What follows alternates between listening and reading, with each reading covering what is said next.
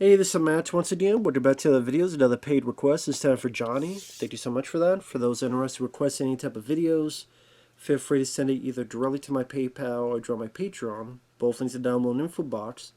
And this time, he wanted me to do a commentary on the 1993 film The Fugitive. So I have a pause at the beginning. I forget how long this film was. 2 hours and 10 minutes. But it's a pretty good one. I do quite like this movie. 3, 2, 1, pressing play. We have the Warner Bros. Logo. Been a while since I've seen this film, so this would be interesting to watch after all these years.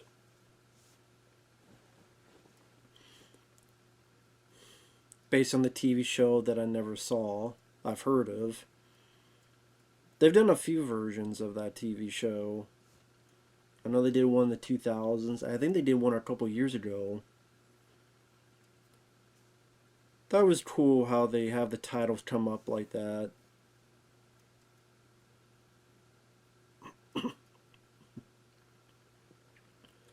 Now, Andrew Davis, of course, he, before this, had directed Code of Silence with Chuck Norris, Above the Law with Steven Seagal, and Under Siege with Steven Seagal. Now, what I heard was that the reason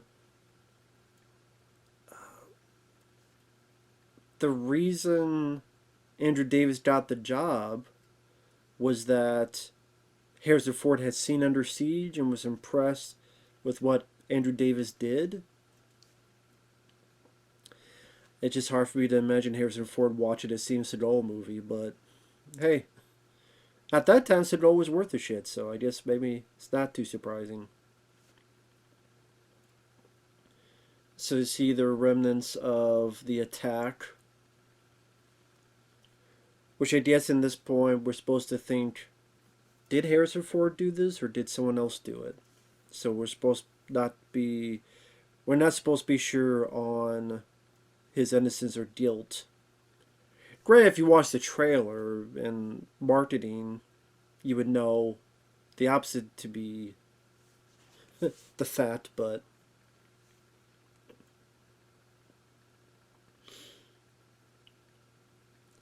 Chicago.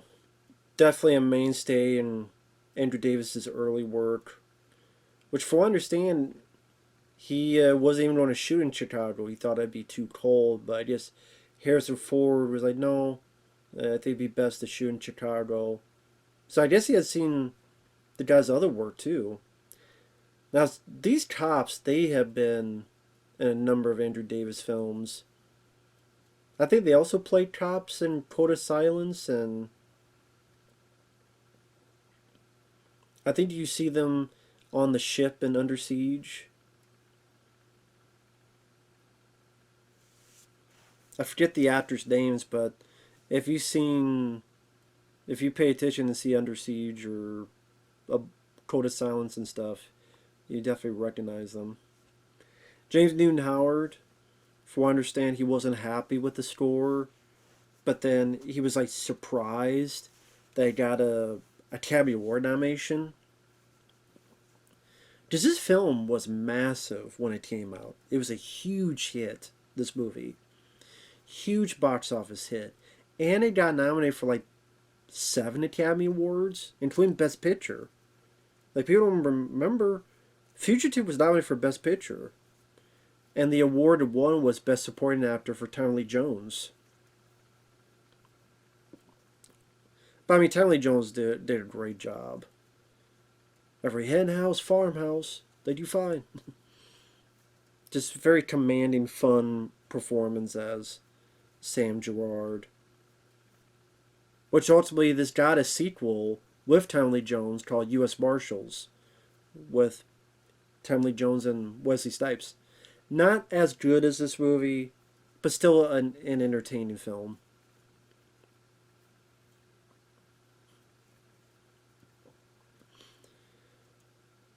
Now, I read up that another reason he wanted to do this is Harrison Ford was the chance to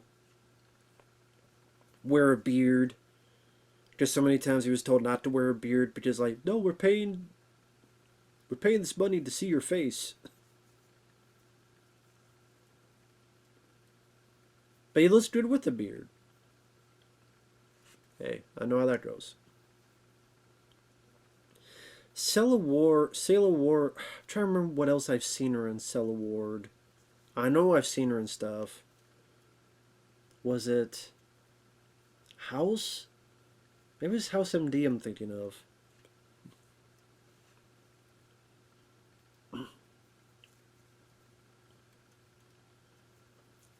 But I know this got nominated for Best Picture, Best Supporting Actor, which it won, Best Editing, Best Music. I think Sound and like sound design and like other technical aspects, but I think Harrison Ford was nominated for a Golden Globe, but lost to Tom Hanks in Philadelphia.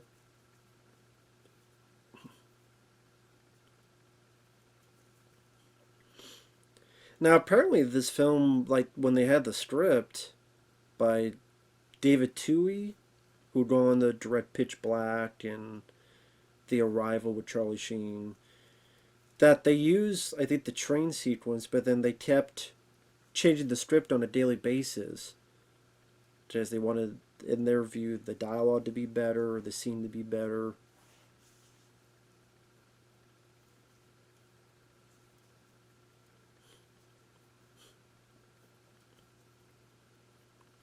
So here we're intercutting between him being ready to be interrogated and seeing these flashbacks to show a bit of Dr. Richard Kimble's life.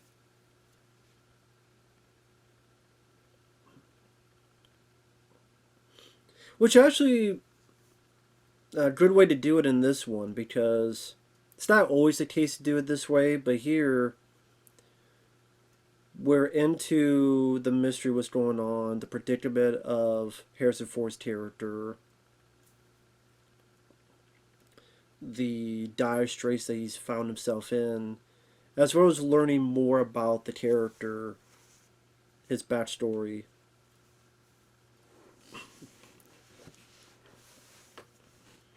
To learn more about this guy, we gotta learn about this guy to care a bit about him, but at the same time, you want the plot to keep going. And within a matter of minutes, we see that his wife's been killed, he's being interrogated, all this stuff. And you get the idea that the cops are just not buying what this guy's saying.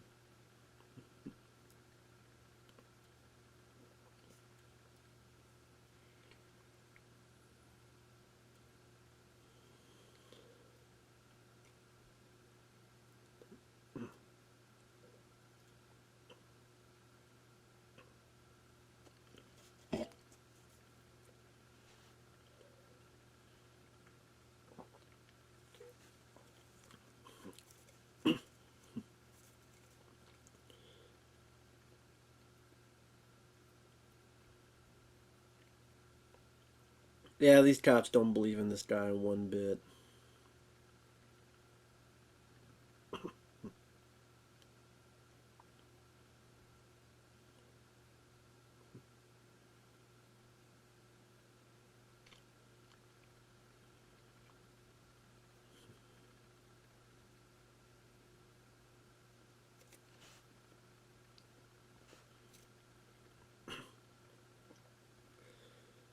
Although, yeah, I think, okay, if this guy's a very smart doctor, you would think he would come up with a better way of killing his wife than this way.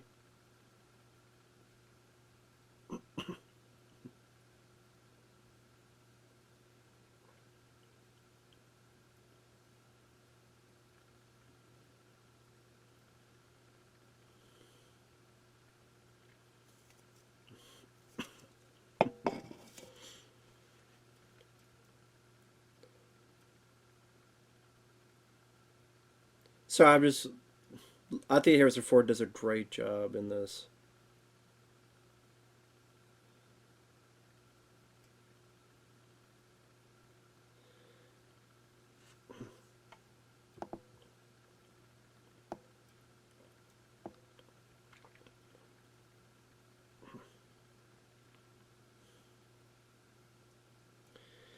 He just does a good job showing how distraught he is and just how I just Harrison Ford conveyed a lot of good emotional undertones during that scene.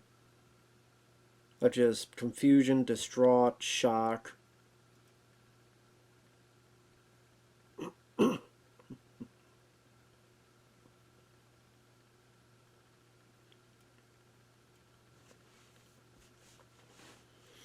And of course, throughout the film, Tommy Lee Jones looks back into the case and goes, well, wait a minute, what about this? What about that? What about this? So,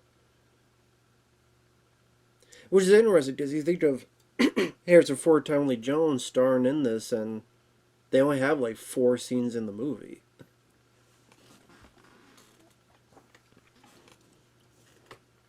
Like, they're not in the film at I mean, they don't. They're not together a lot. I say there's not a lot of scenes that they share.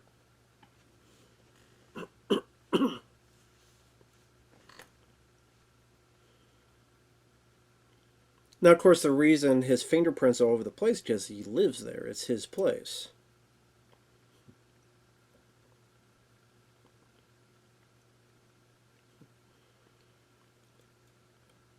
And he trying to find out that his wife was trying to warn her husband.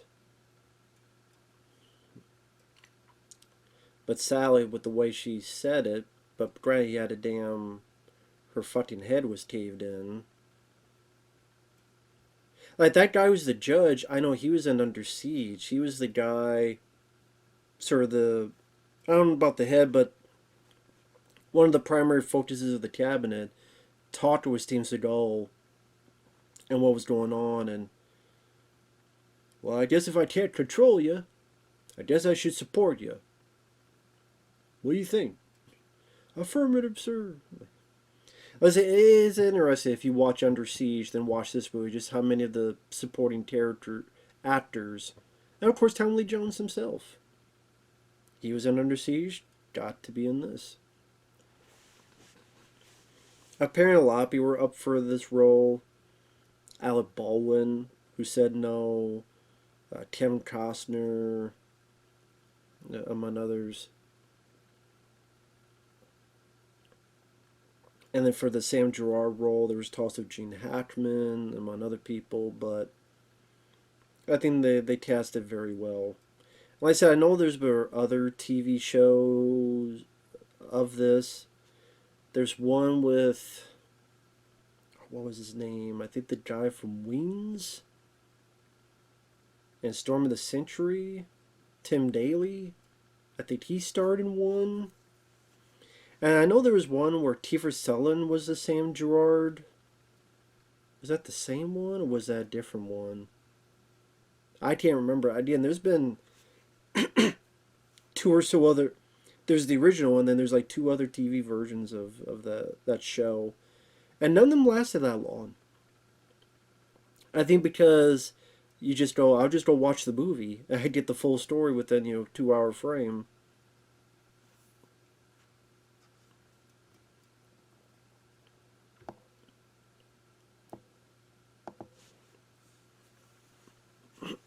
So you're just thinking, why don't I just go watch this? Instead of a whole TV show.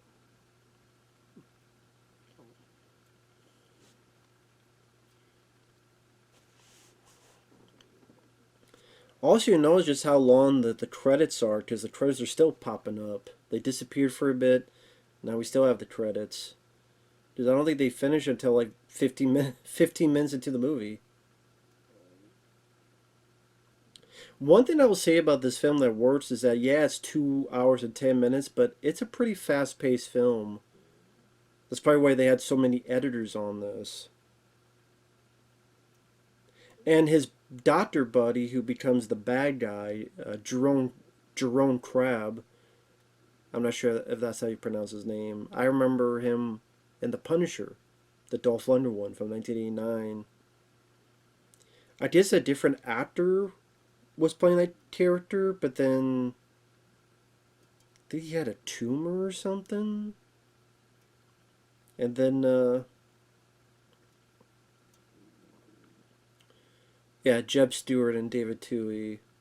Because it's David Twohy's original, but then apparently Jeb Stewart did a lot of work, reworked in the script, and then I did Andrew Davis, Harrison Ford, Tommy Lee Jones. They put their own 2 cents into it.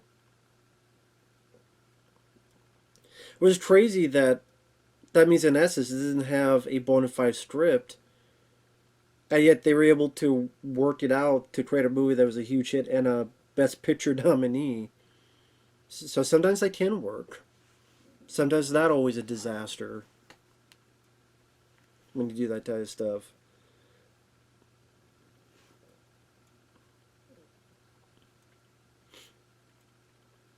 But I think the music score, like James Newton Howard hated the, not hated, but he felt he didn't do a good enough job. And funny enough, it was nominated for an Oscar, and I think in particular the chase sequences are great. Ba da da da da da da da da da da da da da da. Oh shit! Ooh.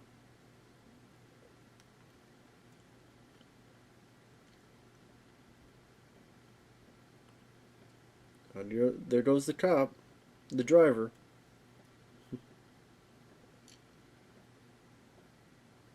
Now the guy just shooting everybody when they had nothing to do with it. Like those guys had nothing to do with it.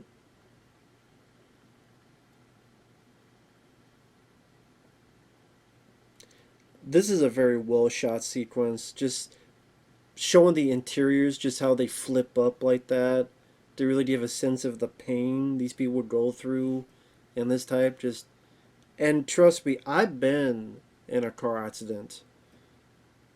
I have the visual image of flipping, and that's a good way. That's a good recreation of that.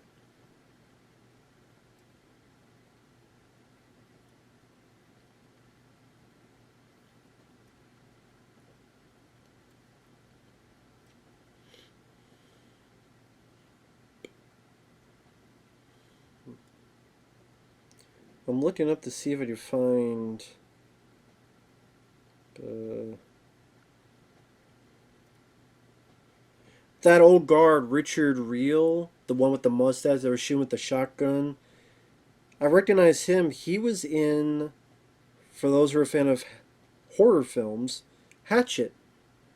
He was part of the old couple, and Victor Crowley like chops him up, where he's kind of chopping him in half here with an axe when he reveals himself to the whole group on that tour.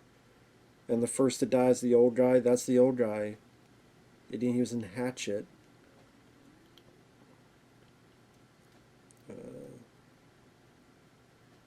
Let's see. Here's the Night Watchman, Rob Zombie's Halloween 2. Okay, wait, this is a great bit here. Look at this. Right there. Boom. Now that is like a oh shit moment. I think they used like a real train. Well, obviously they had to deal with keep Harrison Ford safe, but from what I heard, that it was cheaper to use real trains than miniatures, which is interesting. That crashing a real train is cheaper than miniatures, but again, people would just assume it's the opposite, but you don't know until you ask. So I guess, yeah, I mean, it depends how much a train costs. Do you need this train? Okay, start it up, crush shit out of it, put the cameras in the places where they're more safe and secure. Do it. And then how do you can't get more real than real. I thought they did a good job with the other effects that made it seem like Harrison Ford was really there in danger, like jumping off the bus as the train hits. And I remember The Simpsons parodying that as well. That's a great set piece, though. You're like 20 minutes in, and it's like, oh shit, that's such a memorable moment. But yeah, that old guard, he was also in Mercury Rising, Lethal Weapon 4, The Odd Couple 2.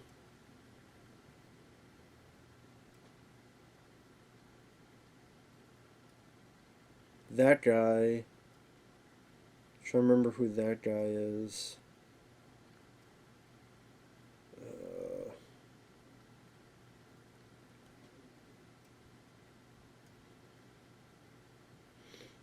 I can't remember what his...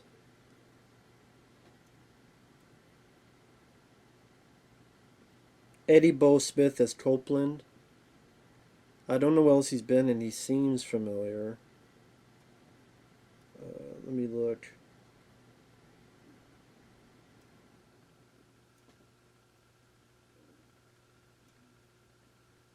Try to look at the other actors.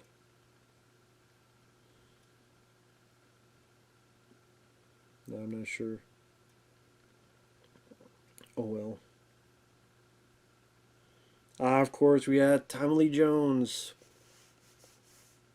Love Harrison Ford, love Tommy Lee Jones. That's another great aspect. You have these two great actors.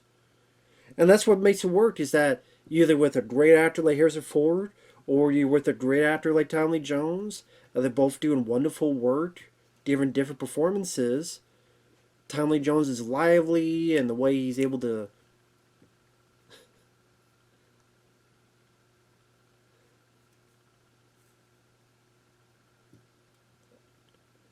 It's a very likable group. I just see why they decided to make a movie based on this group. I mean, Wesley Snipes I liked, but his part of the movie was just not nearly as strong as Harrison Ford's part in this movie. Writing, character-wise, but...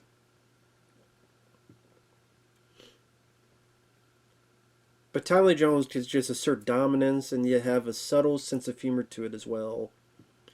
And of course, the other guy is Joe Pantoliano, who was in The Goonies, The Matrix, tons of other stuff. And apparently Joe Pantoliano's character was supposed to die at the end of the film. But he was able to work out for him to live. I think because he said, if there's a sequel, I want to be in it. And lo and behold, he was in the sequel. So, yeah, apparently Joe Pantoliano was supposed to die originally. But I'm glad that that didn't happen.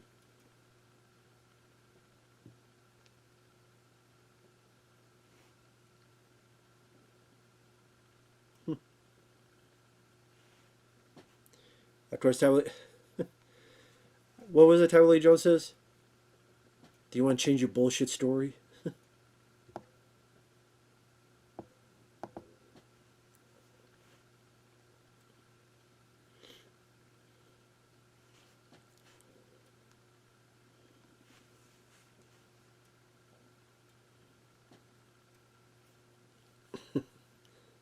Under whose authority?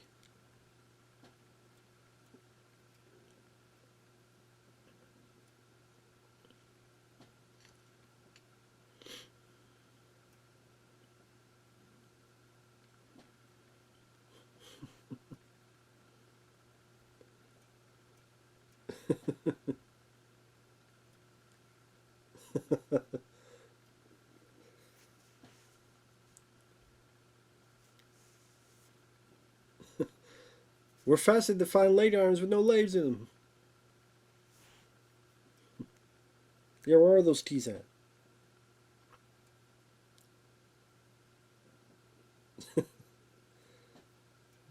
It's true. Do you want to change your bullshit story?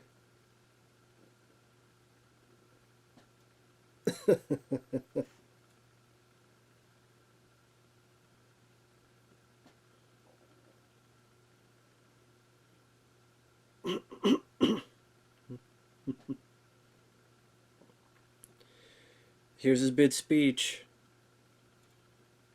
Hard target search. Every gas station, residence, warehouse, farmhouse, in-house, outhouse, and clubhouse in that area.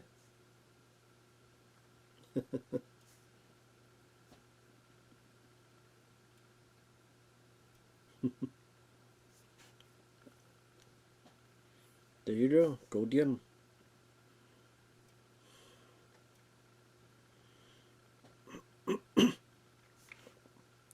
See, I think with U.S. Marshals, again, I like Wesley Snipes, but I think with this guy, with this character, you have more of a warmth because you feel much more bad for this guy because he didn't ask for any of this. He's a total innocent. He's just a doctor. He's not a spy, a soldier. You know, he's as Harrison Ford. Like he does action, but you don't think of him as John Woo Rambo type of action. He was Indiana Jones, or it's this that, or Patriot Games. It's a like different type of action.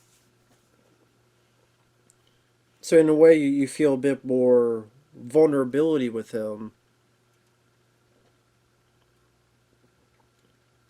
Yeah, under the watchful eye of Tommy Lee Jones.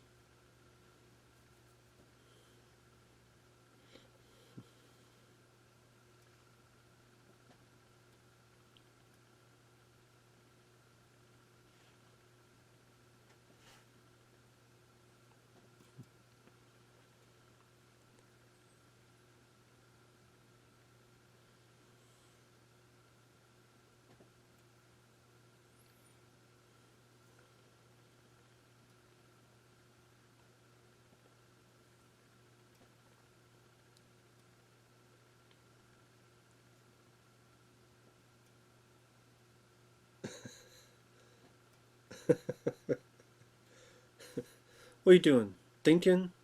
Would you be so donuts as you're over there thinking? He's just so much fun in this role, man.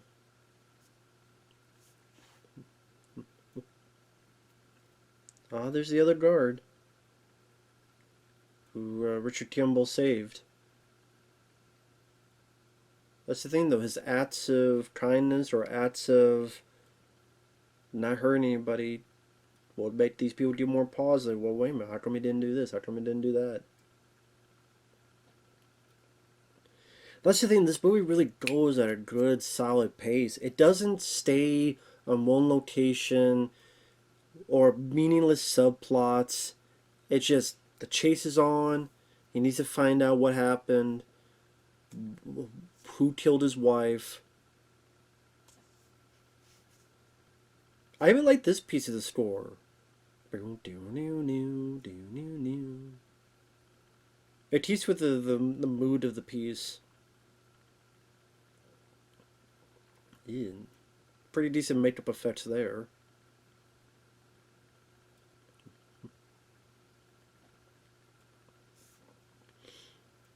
Because if a cop checked in the hospital, makes sense. In case he's allowed himself in.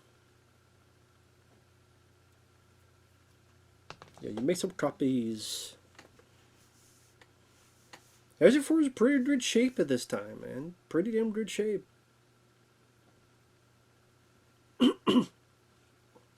And Harrison Ford was just tremendously successful during this time of his career. I mean, from Indiana Jones, The Last Crusade in 1989 to like Patriot Games, this movie in 93.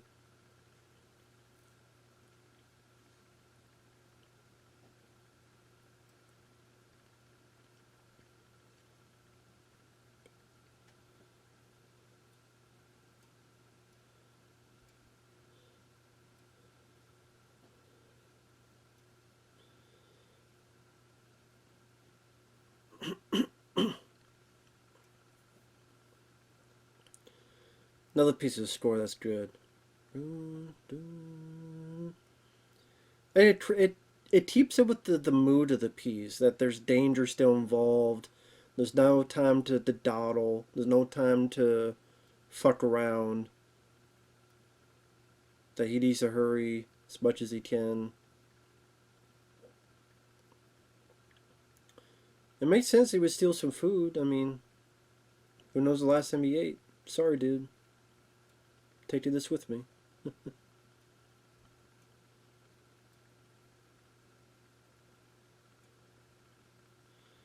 Keep calm, cool, collected.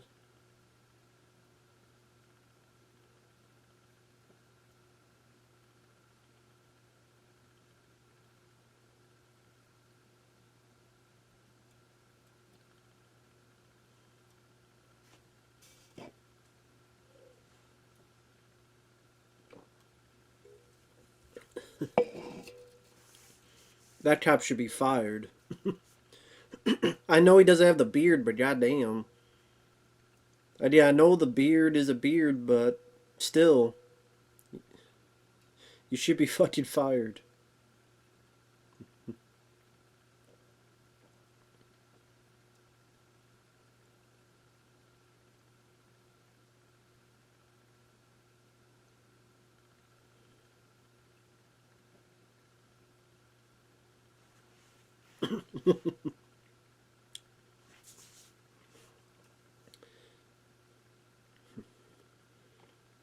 Hey, got an ambulance right there.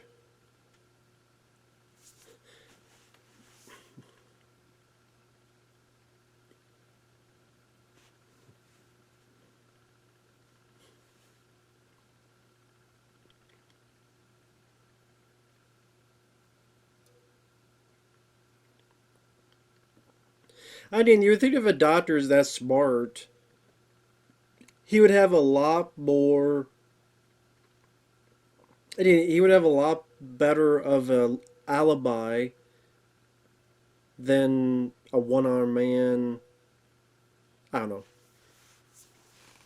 You think you would have a lot better of a story?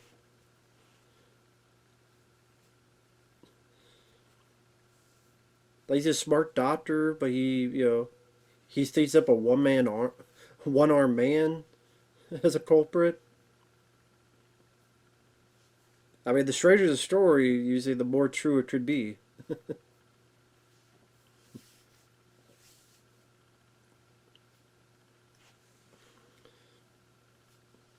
This music here is great too.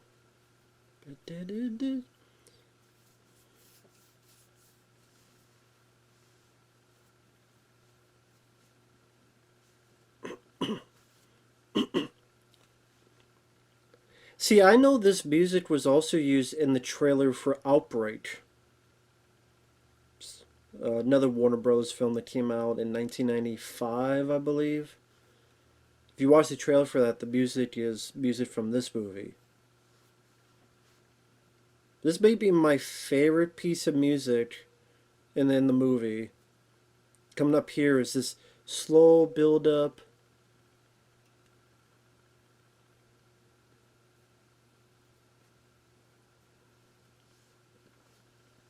Hey,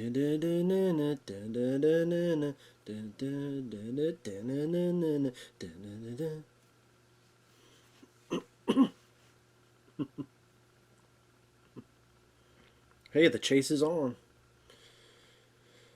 Back to the day when you didn't, I mean, it's 1993, so of course the other big films were movies like Jurassic Park, among other films. But CGI is in its infancy at this point. It's aside from some exceptions, people thought you do it for real in camera as much as you can. Wasn't before CGI took the mantle and overshadowed everything.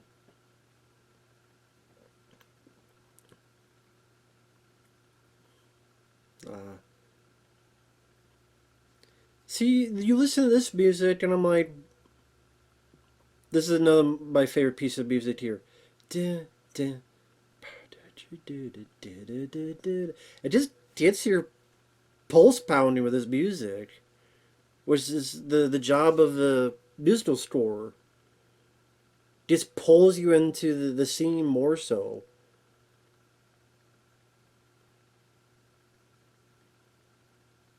Desperation, what's going to happen.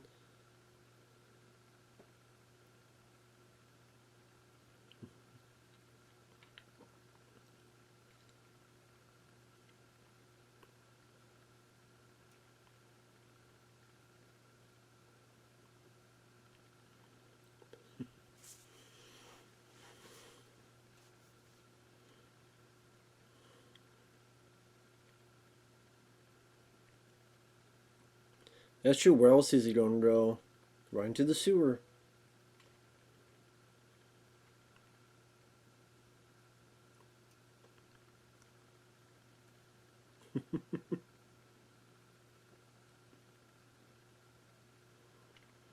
He's like, come on, he didn't disappear into thin air.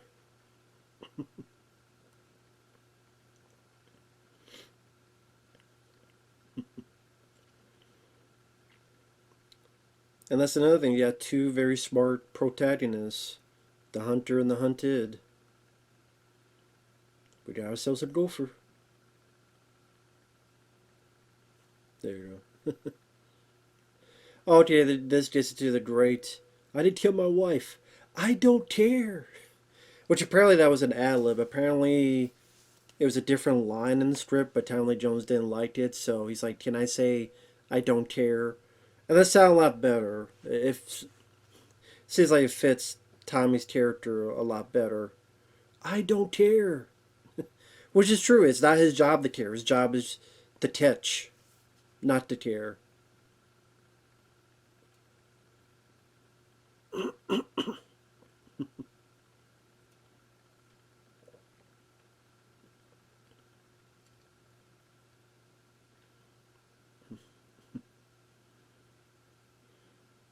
And here you don't get that big waterfall scene, and it comes in with the line I love.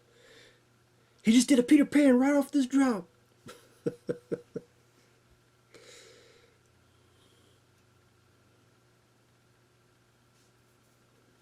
That's the thing. Like you look at screenplay credits, but then you wonder some of the great lines and let alone the way they're delivered. Was that the writer? Was that the actor? Was that someone else involved? I mean, you never know for certain.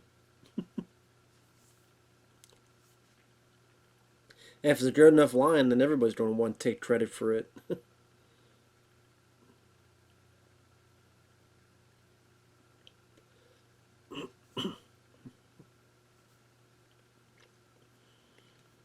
And it's going to be one of the few times they're in a scene together.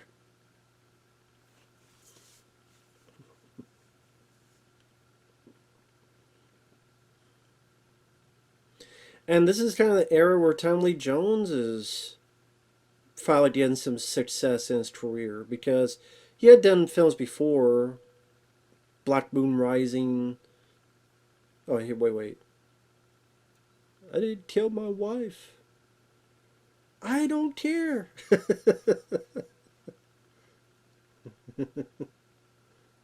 least he's being honest.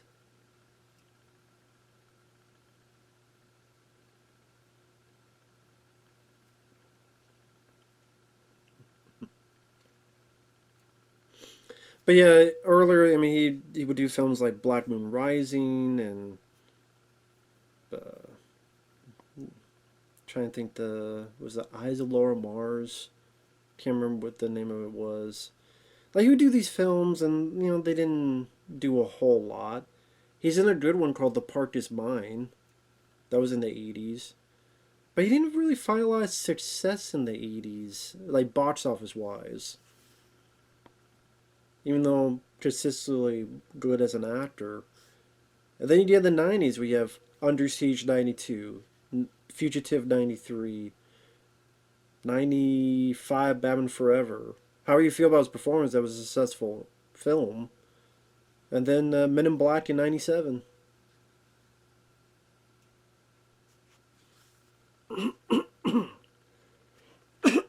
Sorry about that, my voice.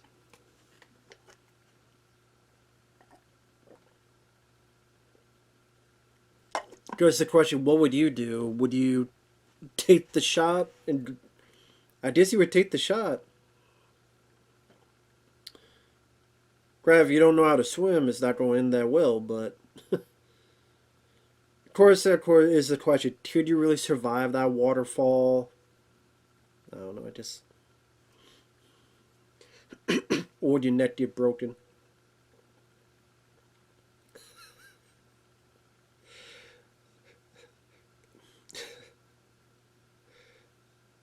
This is delivery. The guy did a Peter Pan right off the spot, right here. Boom. And also here, like, there's no way out of this place. That's the thing, is that this character could have been a very bland, I need to touch the guy. I need to find him. But he brought such a humor to the movie, along with a commanding presence, but humor. I think he's desperate. Why have they shut the water off?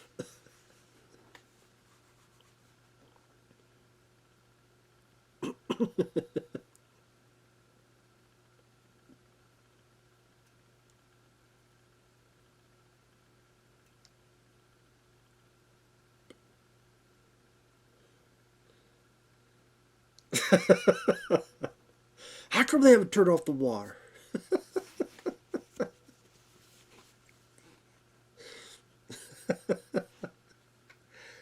Oh, God. Tommy Lee Jones is great. Again, Harrison Ford really does convey the innocence quality with his eyes and his.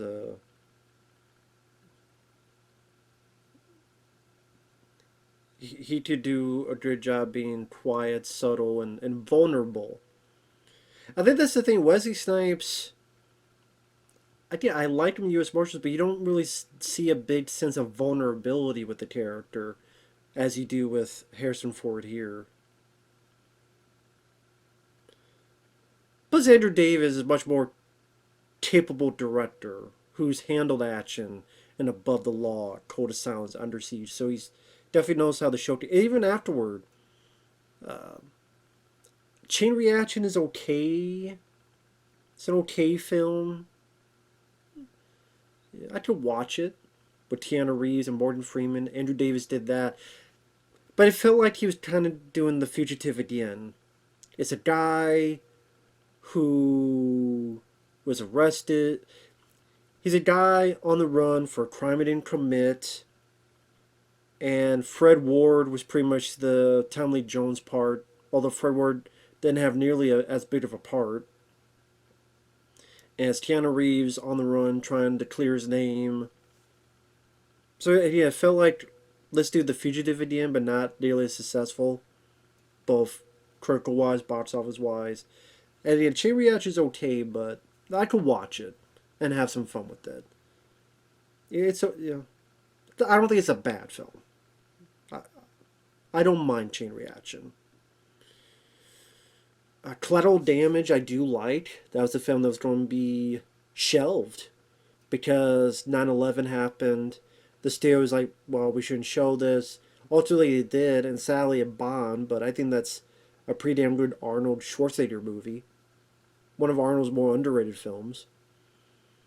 I think the last film Andrew Davis did was The Guardian in 2006. That was the last film he did.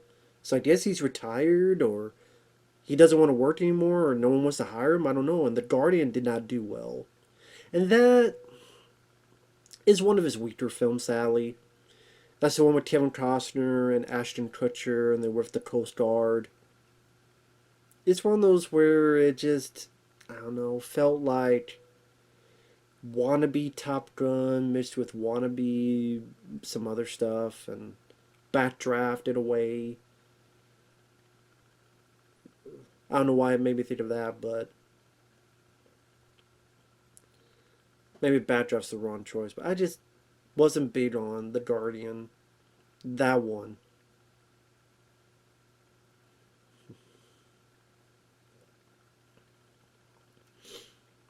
Now this is the first we actually see the one-armed man.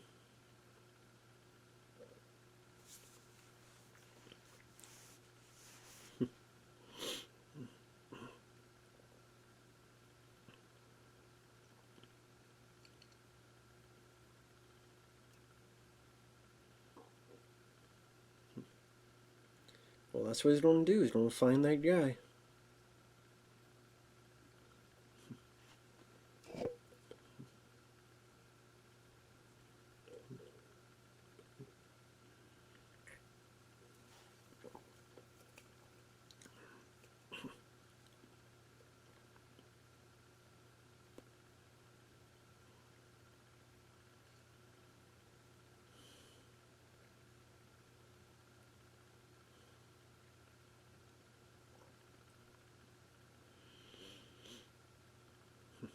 Right into the pit of darkness, right in that train tunnel. That was sucked in the middle of it. There's a train. Oh shit.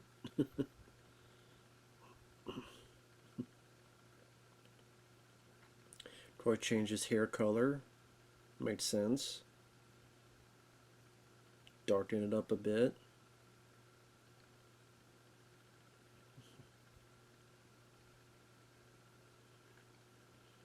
Again, that's another thing that works for this film. This movie's always on the move. We're in a different spot. We're in a different location. We're always on the move.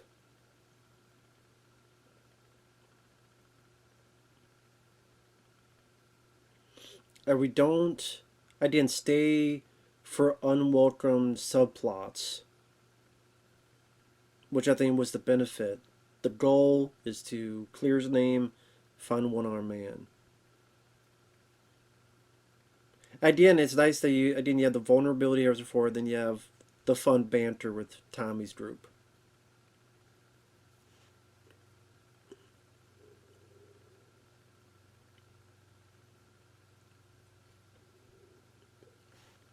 Sorry, I'm sometimes listening to the dialogue. Oh yeah, this is the other guy. They find the other guy. That's right. This is a good, not cheat. It's not a cheat. It's a good. What's the word I'm looking for? I forget the word, but you think it's one thing, but it's another thing happening. Subverting expectations. There you go. Just thinking, oh no. But then you think, but then you realize, oh yeah, that's right. That was the other prisoner. So they'd be searching for all the prisoners, not just them.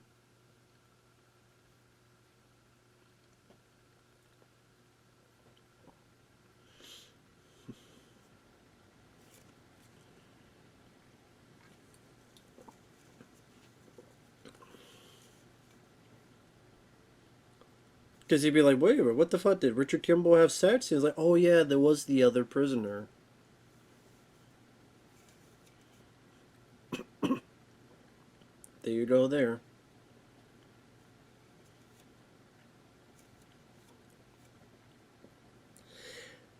Now they try to do this again in U.S. Marshals. Again, while I do like that film, that's another mistake they made. The first time you see Tommy Lee Jones is in a chicken suit. Because they're undercover, and it's like a chicken selling like flyers, like he's giving out flyers for restaurant, fast food place. And so then Tommy Lee Jones goes up and he pulls it off, and it's him. And you kind of set, I mean, there's humor, but you kind of set up too much of a goof from the get-go. Well, I see how serious Sam Gerard is here. Able to get away and kill the guy. I think, does this tell the girl to shut up?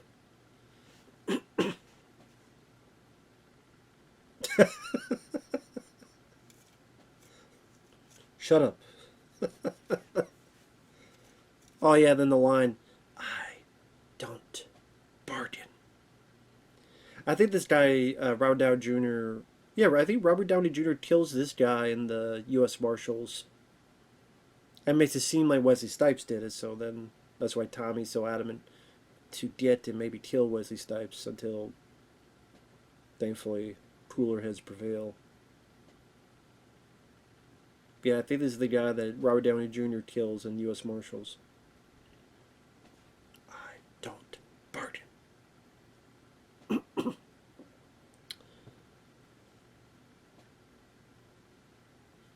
But Tommy Lee Jones, one film I haven't mentioned yet that is probably my favorite of his, and people would be like, what?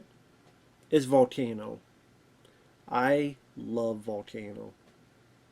I know the plot is unrealistic. I don't care. It's a lot of fun. And Tommy Lee Jones gets the star in that movie, and it's on his shoulders. It's a big budget, popcorn movie with some really fun special effects, good sense of humor on the characters. Don Cheadle, Teef David, Anne Heche, may she rest in peace. Really do like that film. I wish that would get a better Blu-ray.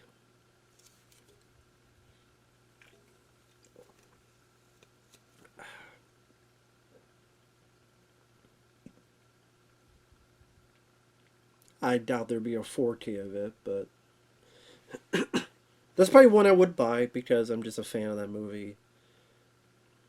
But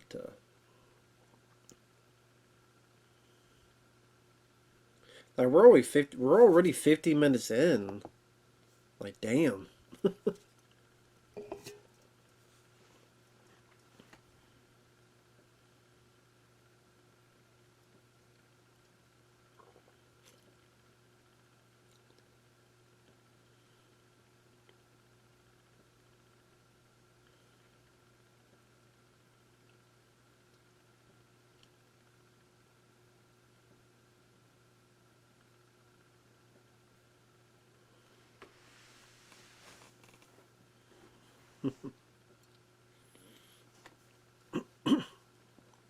Now notice how he says St. Louis. It's a different tone from when they hear the dialogue later. Just here he's like St. Louis. But then when they hear the dialogue, like they hear the recording, it's like St. Louis. St. Louis. Like it's different.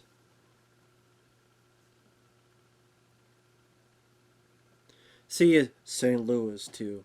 St. Louis.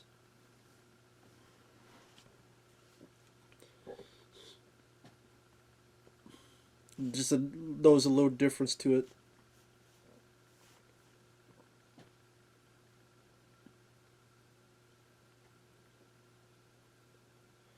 The train in the background.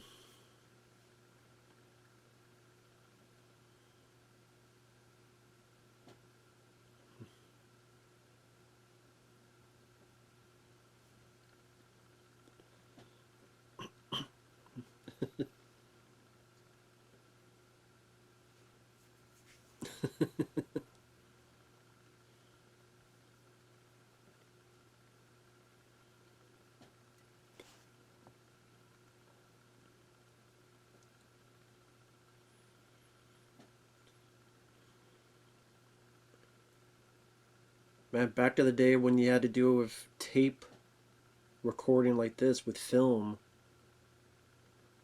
Nowadays it'd be digital and they'd be a lot. I mean, it's weird. Like this seems so antiquated compared to nowadays.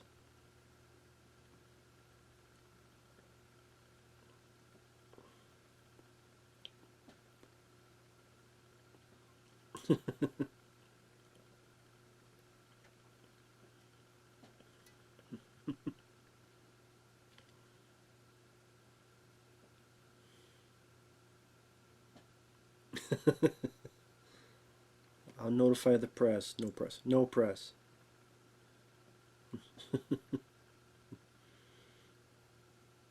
The questions arise though. Why would this guy come back home? Like the one city he should not go to. Why would he?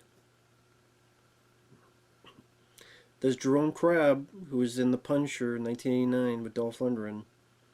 Again, a different actor, I guess, was this character, but I guess he was sick, tumor or something, and apparently died like just a few weeks later.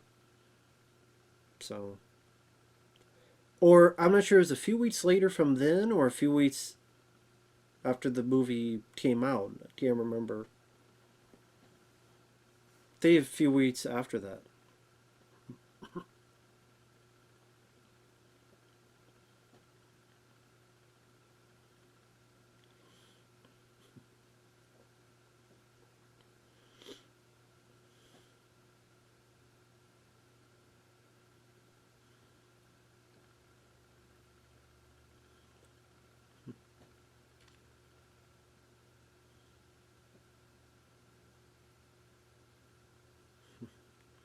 I just Jeroen Krabbé. It's like, okay, I know I did it to this guy, so I guess if I need to be, I don't know. He's already rich.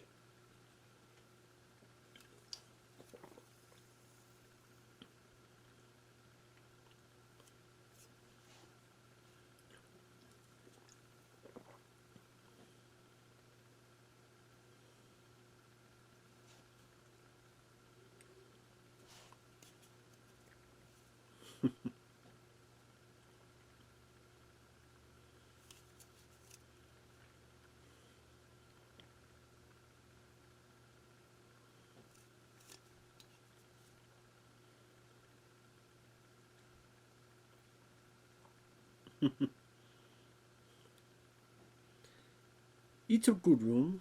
Isn't it? It's a good room. Will you take it? Will you pay? I'll pay. I'll pay 2 bits.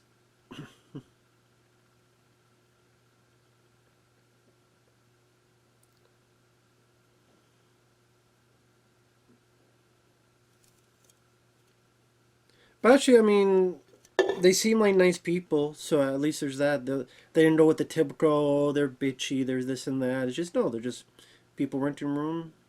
I don't know what accent that is. I don't know where they're from.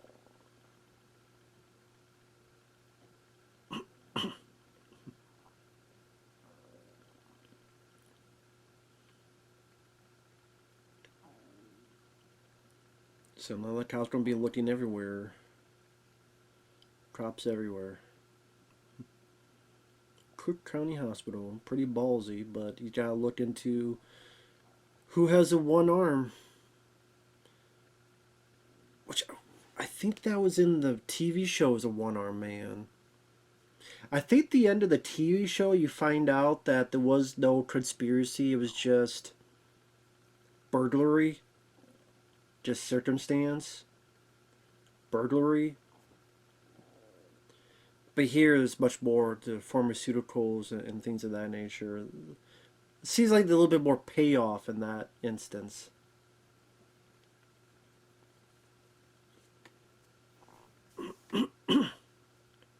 Yeah, sorry about my throat.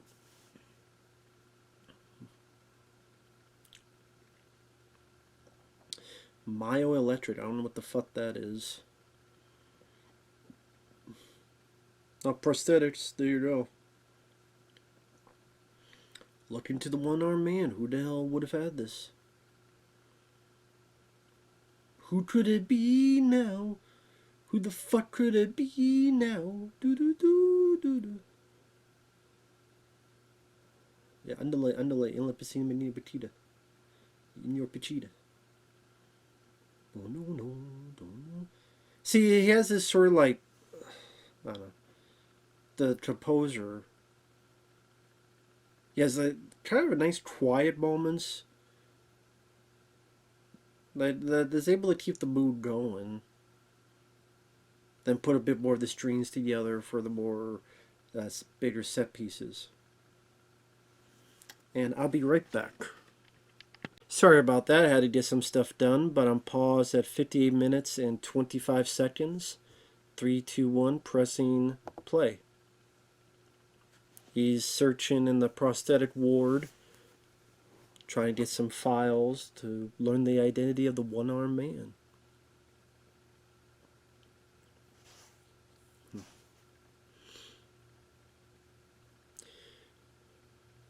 But this is a really good year for movies, man. Hard Target, Demolition Man, Last Action Hero, Cliffhanger, Jurassic Park, this movie.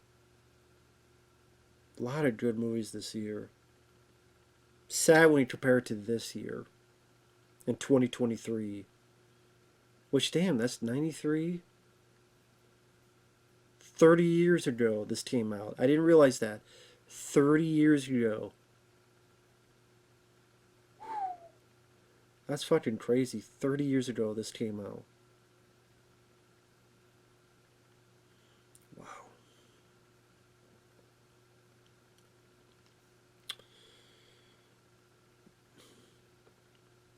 That's the thing, is that when you look at films today, I know, I'll put this out there. I know there are people out there that do not like me, who say that I hate everything. I'm sitting there going, well, number one, films today are not nearly as good as they were back then, in my opinion. When you look at the year 1993 in terms of films, and you look at the year 2023 in terms of films, can someone sit there and tell me that it wasn't better back then? Jurassic Park and The Fugitive, and there's tons of movies. This year you had Barbie, you had The Flash, you had Expendables 4, and Exorcist Believer. I know that people like Barbie, I wasn't one of them. And that was the biggest hit of the year, a Barbie movie. $1 billion, go figure.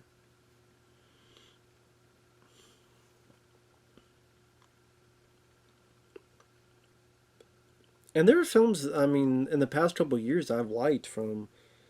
I'm not saying there's no good movies. It's just I'm very picky, just like my food. I'm very picky on what I like. I'm not here for what you like. I'm here for what I like in terms of I watch what I like, you know. Well, I do request. That's a different matter. But what I mean by is that why I'm gonna like it because I liked it. I'm not gonna like it just because you liked it. I liked it. If I liked it, if I don't, I don't. That's for every single person. So I was seeing, like, throughout the years, you know, I enjoyed Once Upon a Time in Hollywood. I enjoyed Joker. I enjoyed The Batman. I enjoyed Wolf of Wall Street. I enjoyed Uncut Gems. I enjoyed Everything Everywhere All at Once. I enjoyed The Pope's Exorcist. I enjoyed Thanksgiving that came out. Chip 'n Dale Rescue Rangers. Sonic the Hedgehog 1 and 2. Nobody. John Wick 1, 2, and 3. Extraction 1 and 2. Anyway. Here's Jane Lynch.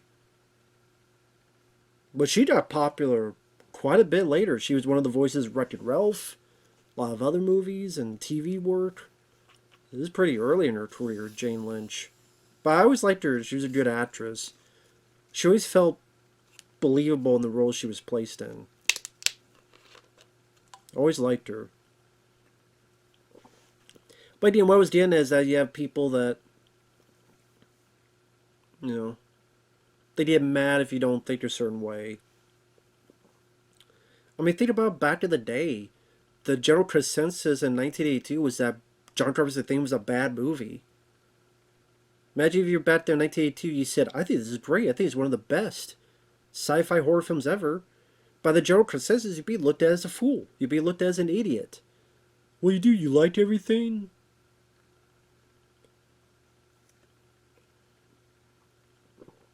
If you like what you like it. If you hate what I hate it. Like what you like, hate what you hate. 30 years ago, I think we're in worse state of affairs in Hollywood than we were back then. With the streaming services regurgitating and just shitting out a lot of product that to me is not much of any caliber, to Disney, and that people want to be like Disney and follow in those footsteps, want their own universes and superhero movies and all that stuff. So you can't find a movie like this.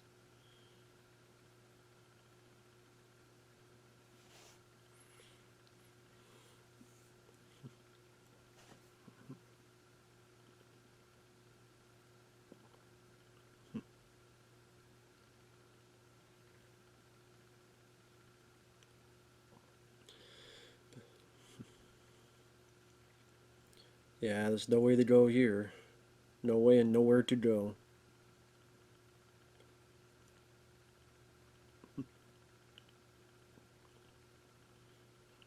Yeah, this is a nice. Then another nice. You think it's one way, but it's really another.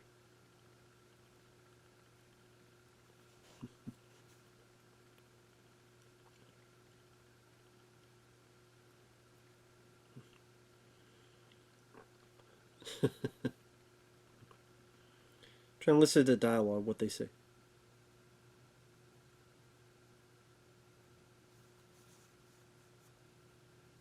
Drug dealer?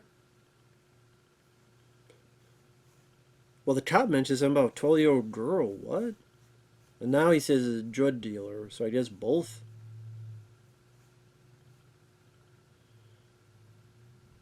See, that's a nice moment from Harrison Ford. Sort of that close call. Although you think the cops would search every, just in case there were any accomplices. Well, I guess if that's who they're looking for, then there you go.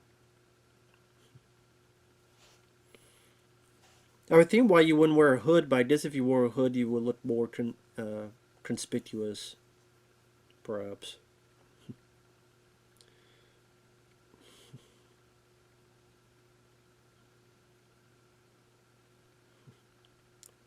Again, for me, I mean, I just go back on this. It just for me, films were a lot better back then. Action films, comedies, thrillers, they were just a lot better back then. Better actors, better directors, better. Not gonna fucking apologize or change my fucking opinion because some people get butthurt on YouTube. You hate everything. Well, I can name 50 movies in the past 5 years. How many movies do you want me to name? Pick a year. But it's like, they don't want to listen. You know, I can name Extraction 1 and 2. I can name Once Upon a Time in Hollywood. I can name Joker and the Batman. I can name Uncut Gems, everything, everywhere, all. I can, all the films I just named and repeat myself. But, you know, if they don't care, they don't care. Or they supposedly care, but they're just, yeah. It's just one of those things. Just, of course, it's the same people that if they don't like you, they spell fuck wrong, or they spell surprise S-U-P. I'm like, you forgot the R. It's surprise. That surprise. I don't know. I'm going off tangent. Get back to the movie. But I just I watch films like this, and I'm over an hour in. I haven't been bored a sec. Not a second, not a minute. Like, all the editors they got on this did a bang-up job making this move in such a good pace to really keep the momentum going. Another thing that's what made this film work is keeping that momentum going. And you get involved in this search that he has.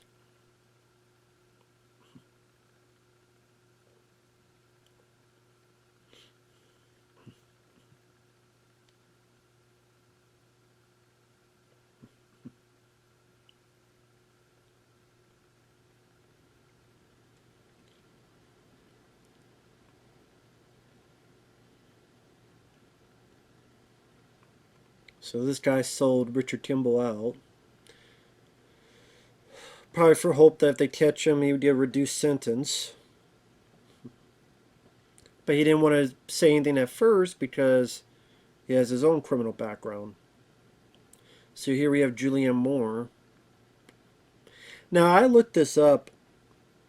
It was always weird to me that, you know, Julianne Moore was not known as a big actress at this point in her career. And she's pretty high up in the credits. Like I said, it's like Harrison Ford, Tommy Lee Jones. It'd be like Sela Ward.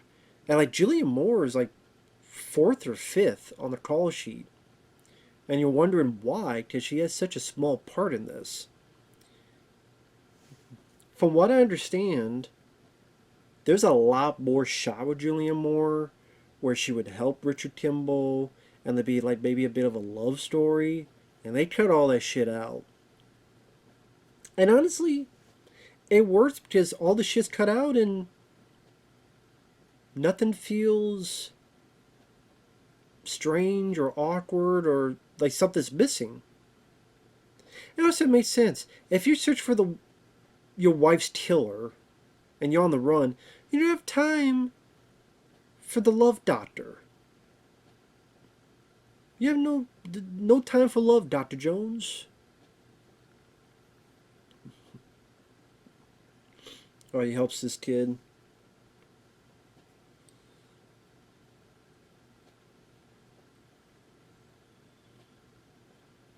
He's checking the film. Doing a shit job.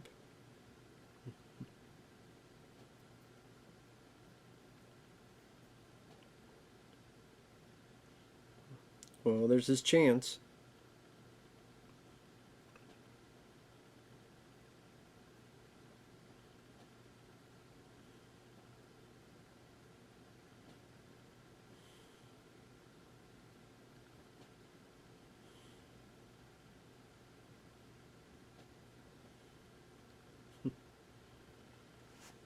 I did some fake IDs, making them.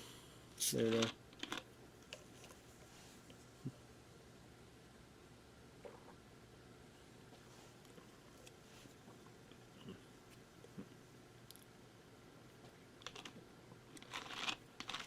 Now, ultimately, again, Tommy Lee Jones, these characters, we have to think, why is this guy risking his freedom to keep going to these hospitals instead of trying to get out of the country?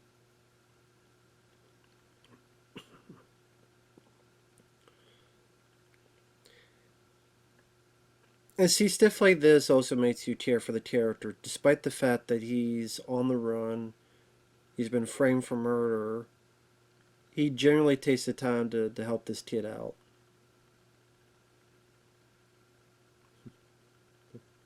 And helps save. I think Julianne Moore admits saves the kid's life.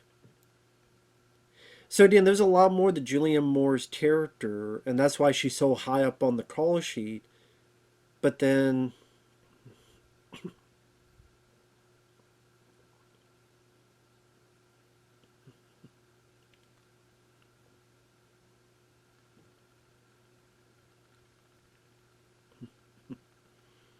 helps him out.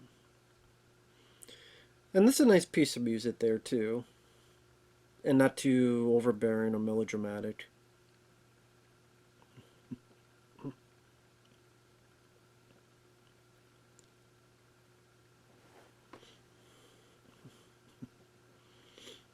So again, I guess there's some love story again between these two characters, which wasn't needed.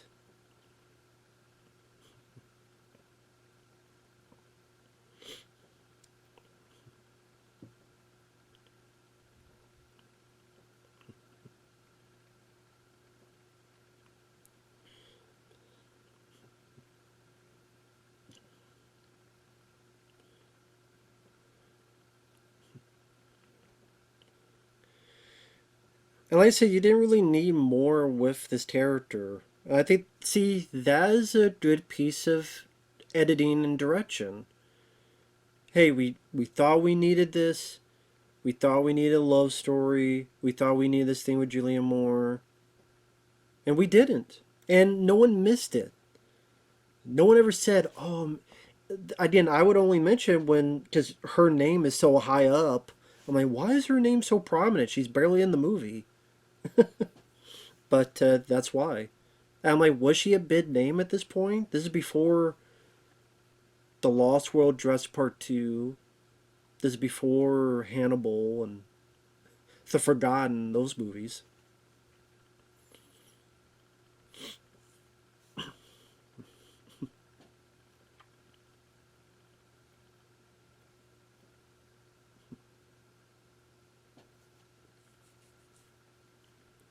And I think this is the last time we see your character.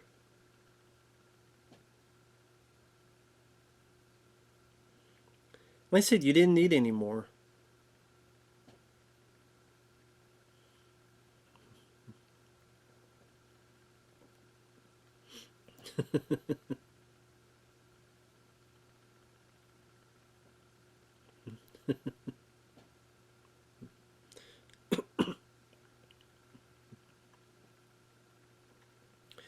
Of course, they find out pretty soon as to why.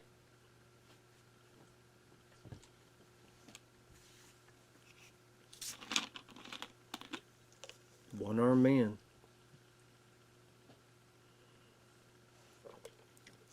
I love this guy's attitude. What the fuck's these guys following me for?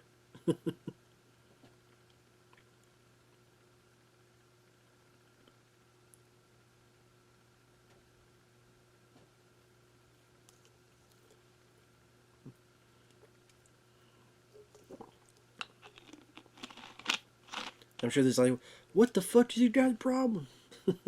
You keep following me.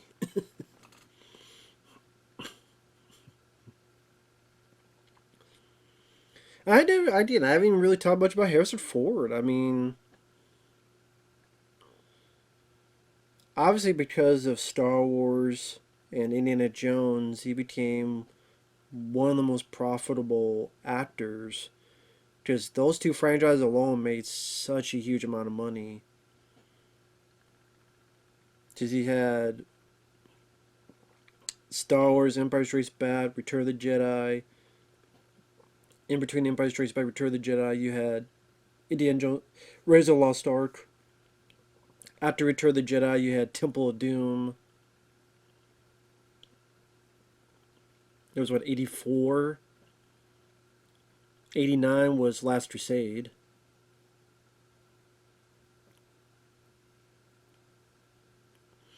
Between 84 and 89, I'm trying to think what else he did. Witness. That's a good one. Witness. I know he's done others. I can't think of it. Blade Runner, of course, was 82, but that didn't do well.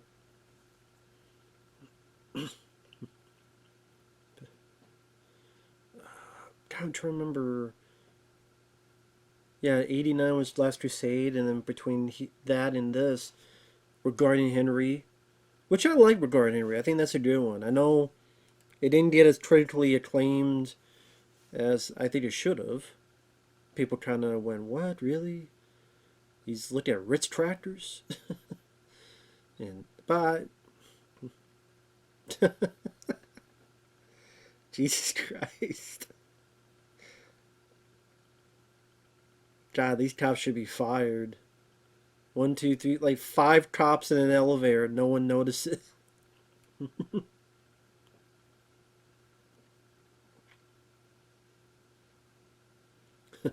One armed man, armed robbery.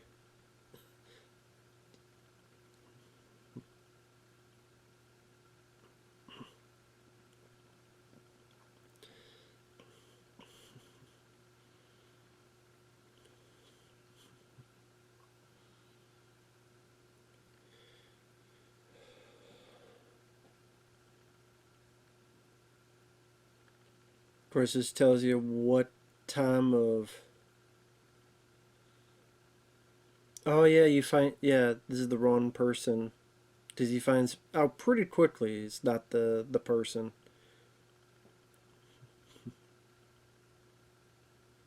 Again, I think it's a bit more believable in this time period that they don't recognize him. Nowadays, though, with the way digital is everywhere, on their phones, everything.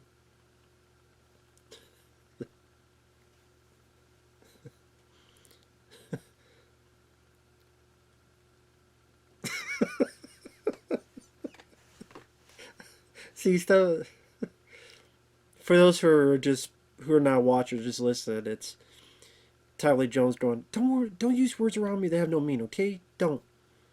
And when he leaves, his co-worker's like, how about bullshit? How about bullshit, Sam? How about that word? How about bullshit? How about bullshit, Sam?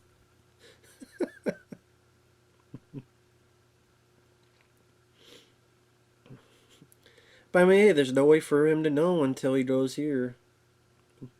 Then he finds out this is the wrong guy. Right then and there.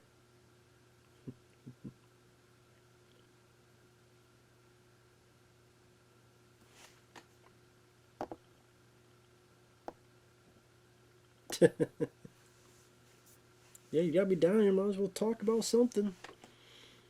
Yeah, you know any more one-armed men? There's a conversation. Any one-armed men you know about?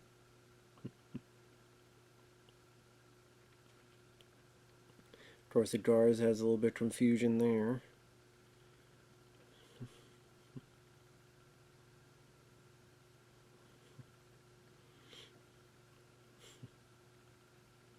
We don't get another foot chase this time.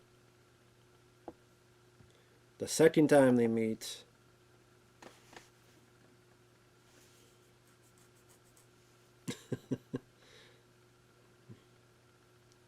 There's a See, nobody. But it makes sense. A guy obsessed with it, he'd be the guy that noticed him much more quicker than these other folks.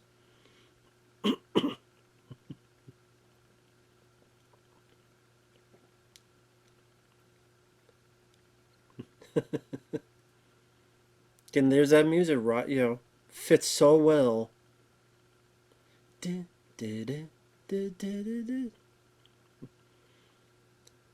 Yeah, it's so weird. James Newton Howard so he was like didn't think this score was good. This is great thriller music. It fits so well.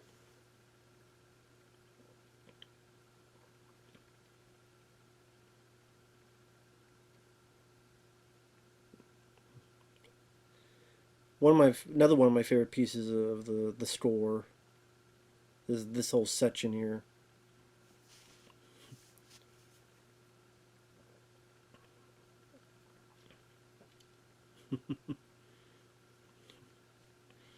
It really keeps that camera moving.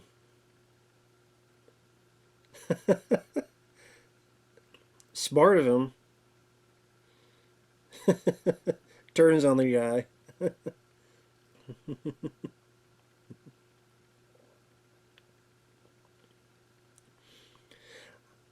Yeah, I know the Tommy Lee Jones was against this scene because he's like, would a marshal fire his weapon? But I guess I see what the director was saying where there's nobody around. In terms of there's no other civilians around.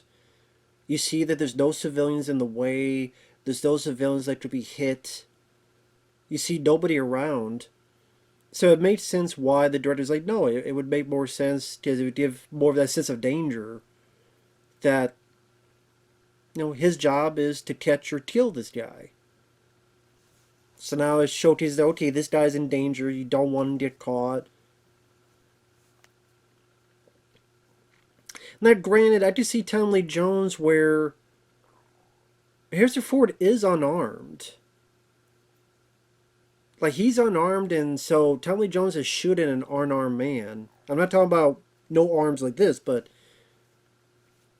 Harrison Ford has showcased he has no gun. So Tom Lee Jones did try to shoot a guy who has no weaponry on him. So that is, I could see Tom Lee Jones, his issues with it as well. Although I think they said his issues was that would I really shoot in a crowded place? But I'd be more like, would you shoot a guy who has no guns on him?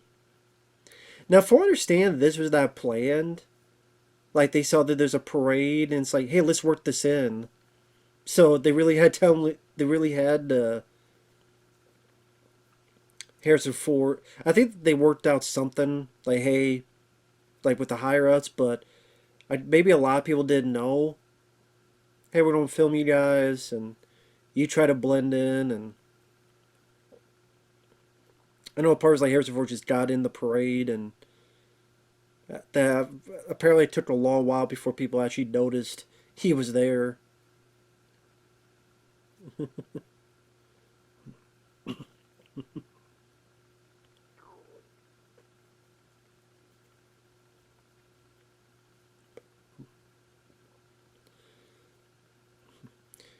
But apparently this was not in the original script, this whole parade scene.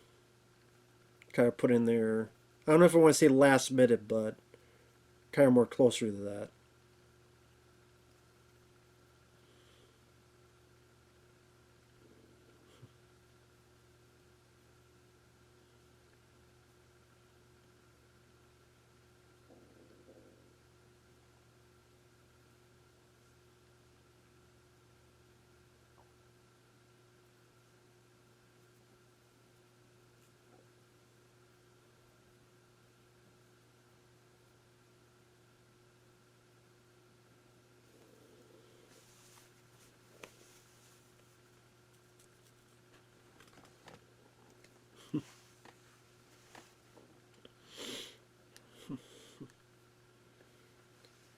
Sorry, I know I'm just listening to the dialogue at times. Like I said, it's been a while since I've seen it.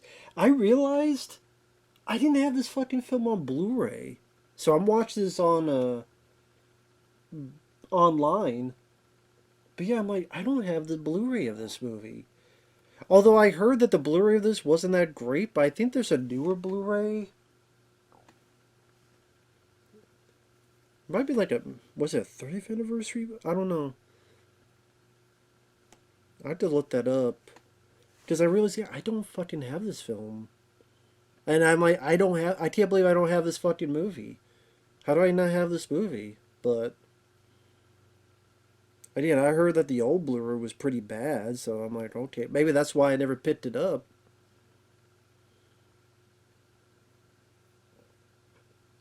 Let me look up Blu-ray The Fugitive.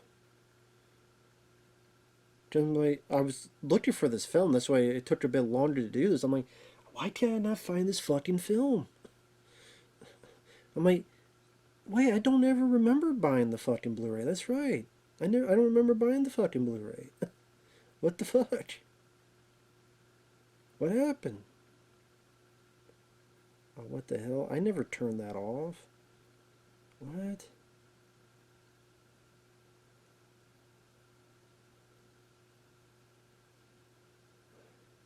Okay, now something's happening with my phone. I don't know what the deal is with the phone. Phone was working fine. Now it's not. I don't know why. Check your connection. What are you talking about?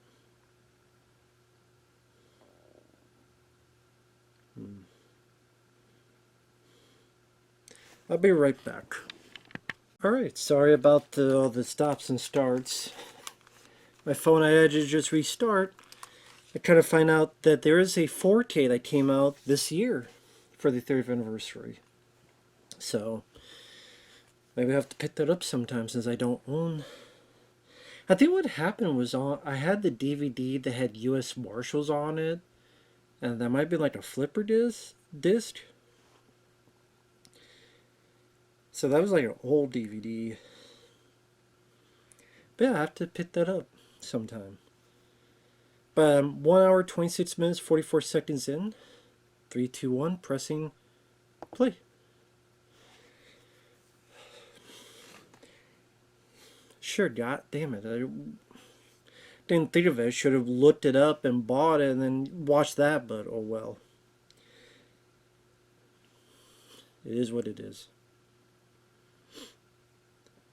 So now he's looking at the other one-armed man.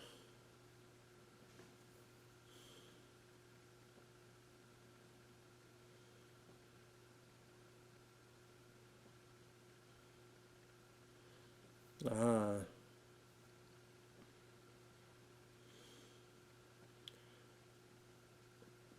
Police department. Well, there you go. Kind of a hard guy to bring down when he's a damn cop. Well, there you go. The one-armed man.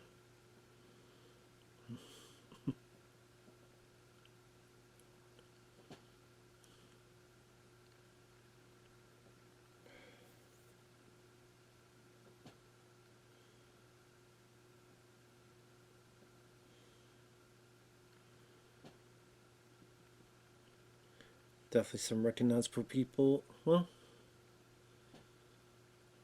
I think there's one person he recognizes. Yeah. Got the... Yeah, the guy at the party.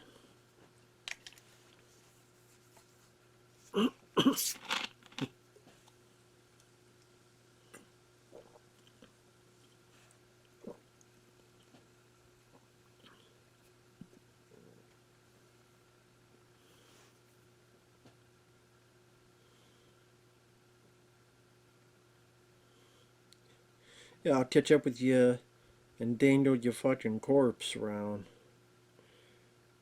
Tell my wife I kill you. Fuck you and die. Sorry, that's Steven Seagal. Devlin McGregor.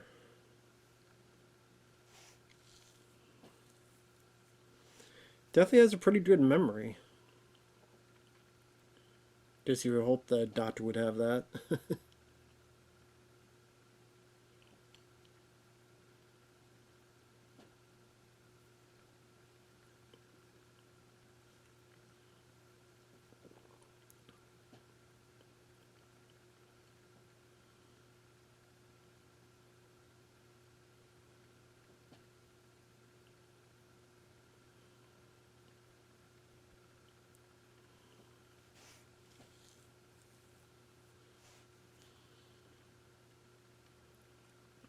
Oh, the drug, the wonder drug.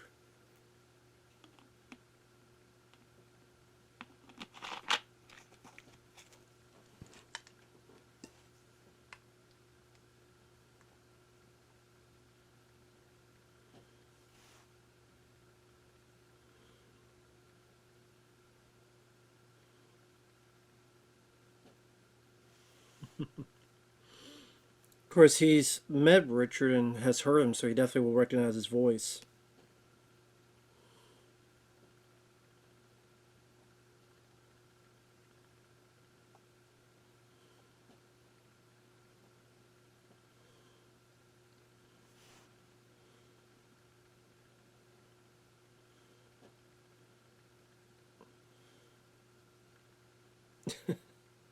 You said you didn't care.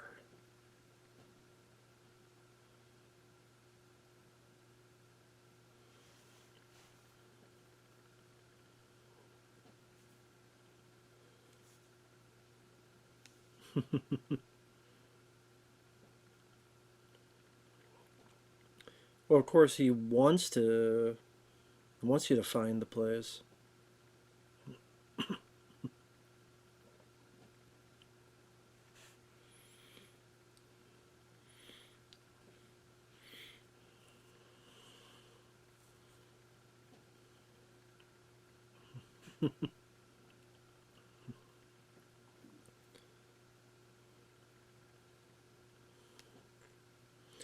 See, nowadays it's all cell phones and stuff.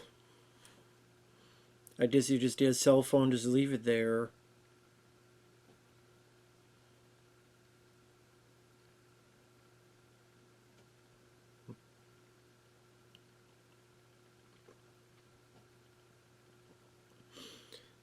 I mean, they take your fingerprints. I mean, if they know that he's there.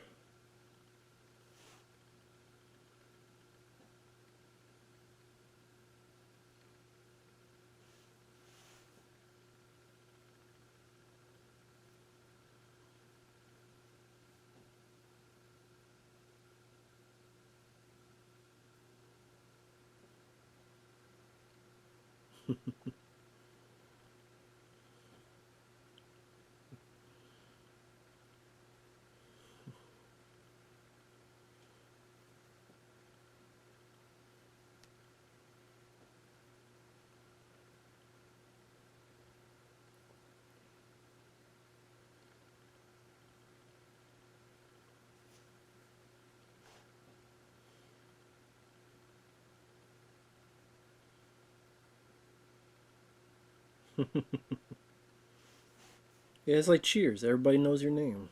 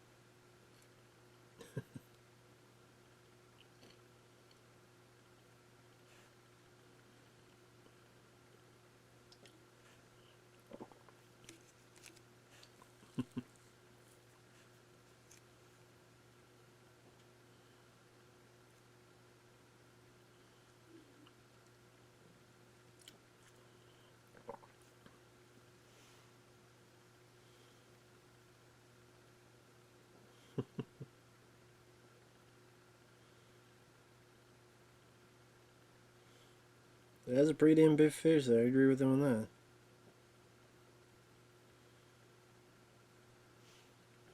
Why are you getting so angry about it?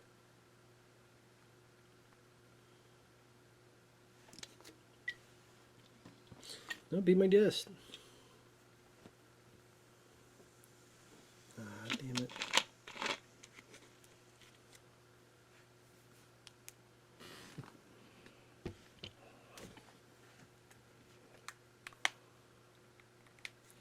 I'll be right back again. Yeah, if Johnny or anybody else is watching, I apologize. It's hard to get time to just sit down and do something. So I apologize for all the stops and starts. I apologize. I know that's annoying. But for maybe the one person still following along, I'm pausing 1 hour, 34 minutes, and 54 seconds. 3, 2, 1, pressing play.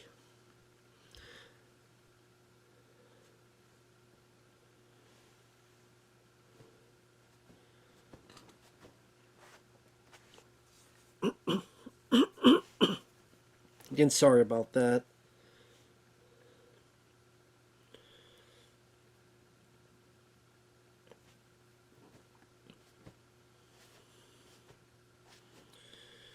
So Sam Gerard already knows that there's something up with this guy. He's dirty, as he says.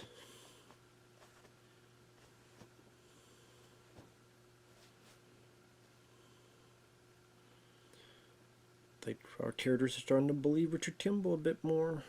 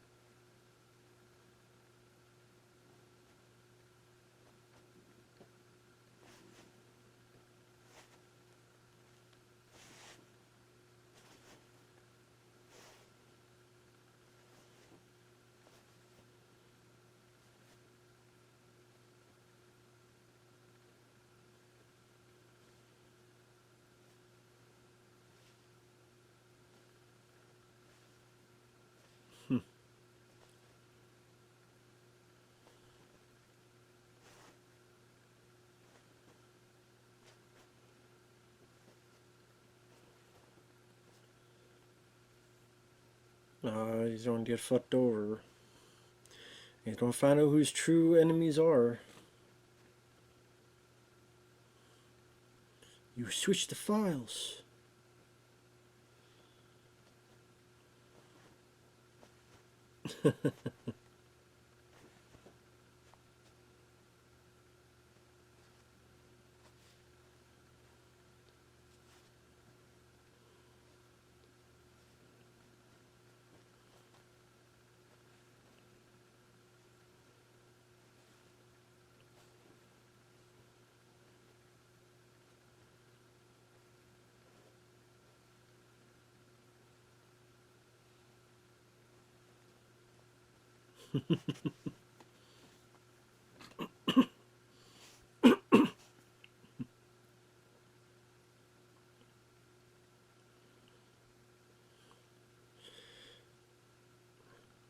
Yeah, but anytime I see Jeroen Krabbé, I keep thinking like any man out Dolph Lundgren's going to pop up. There's a limit to revenge. Just haven't reached my limit yet.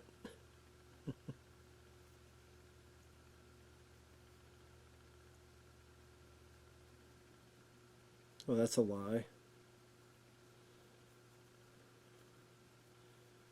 Now, why would you lie about that person, though? Yeah, he knows that guy's lying.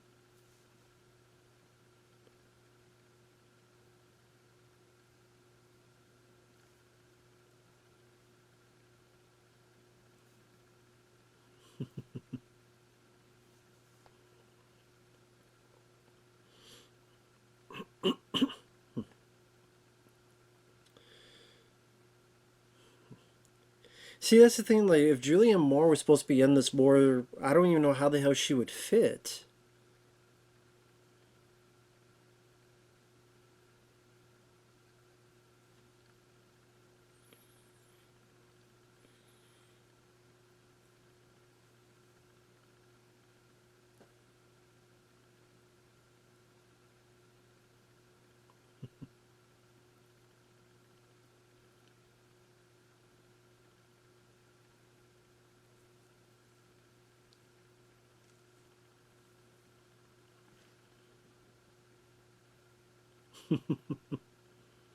$7 billion, Jesus Christ! Just give all of us a fraction of that.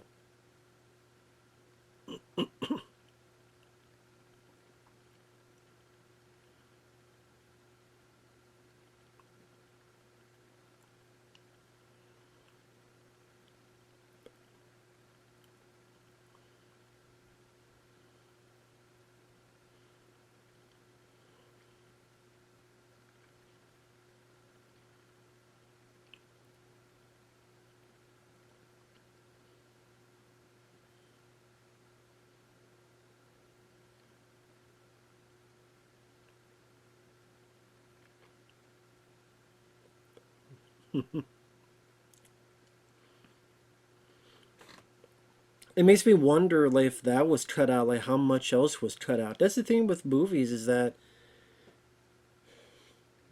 they shoot a lot of footage, and there's a lot of deleted stuff that will never see the light of day.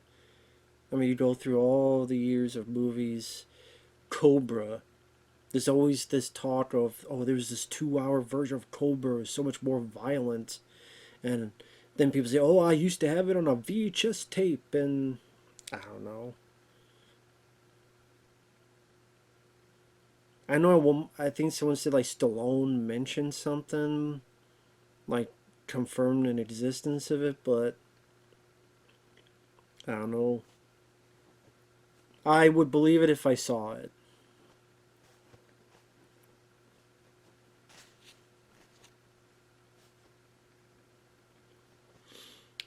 And then let's see, planes, trains, automobiles. There's that cut that was so much longer. And then you saw a lot of that when they released the 4K. And you were able to see a lot of those deleted scenes.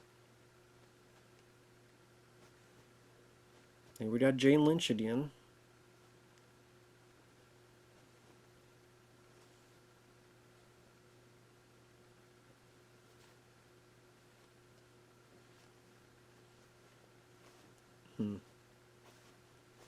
Healthy.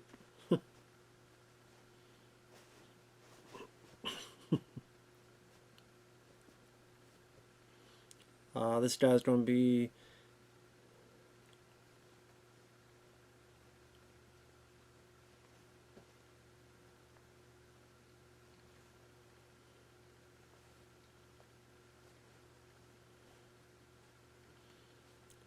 We never asked. That guy fucked up. He was too paranoid.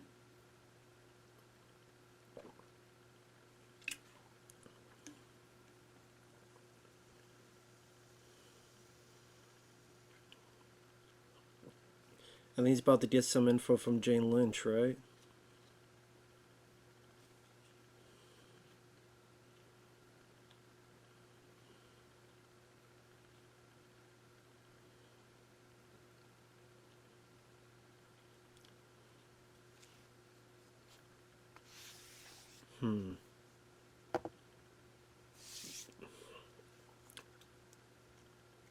The day he died is a bit weird. Someone with access. Who else could that be? Who's alive?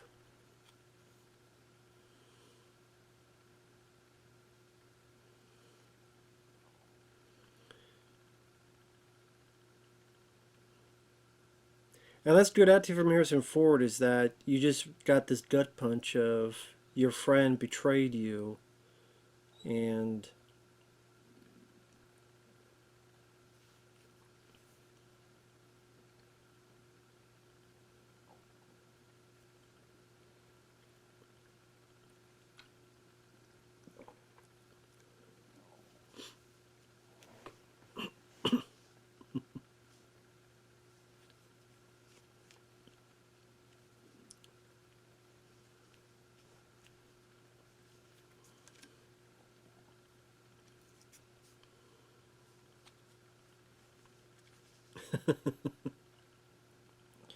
Yeah, I would give you shit about your ponytail. Why do you have a ponytail? Just cut that fucking thing off.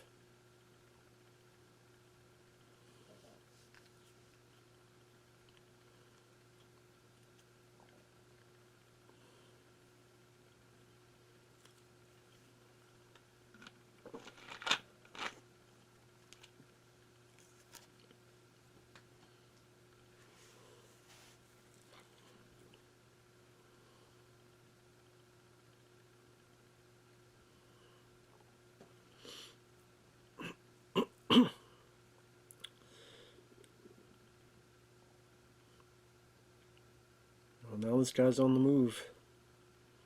The cops have paid more attention and made sure to watch this guy. Number one, they would have caught Richard Kimble. And number two, they would have caught this guy trying to kill Richard Kimble.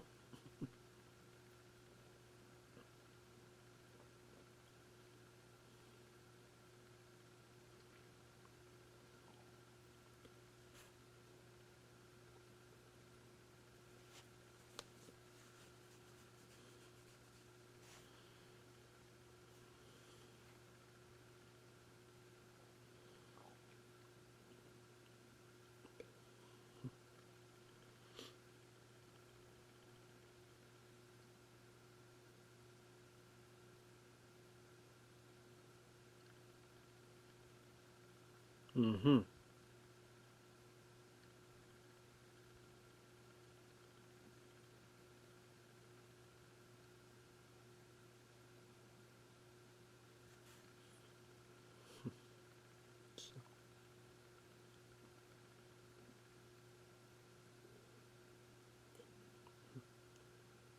Of course.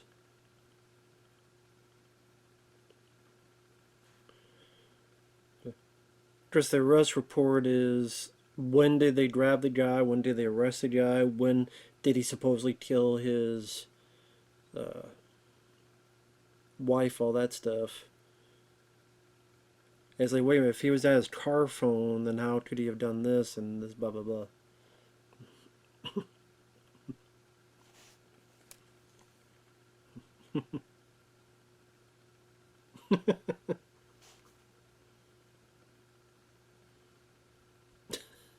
I guess you're this guy, what else are you gonna do? Well,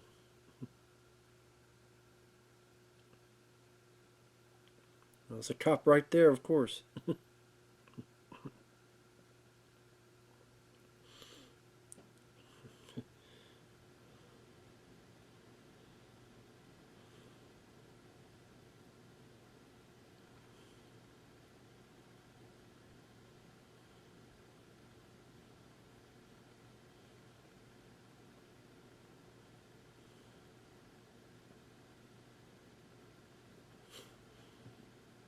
Sorry, I'm just enraptured into the story now. On the subway train.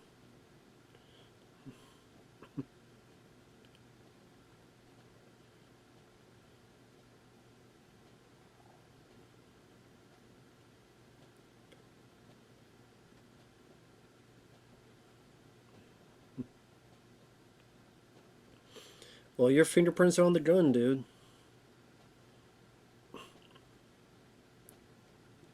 Now, this music here, if you watch the trailer to The Specialist with Sylvester Stallone, the music in that is from this movie, in this scene. If you watch the last part of The Specialist trailer, it's from this scene here. Well, now your fingerprints are on the gun, man.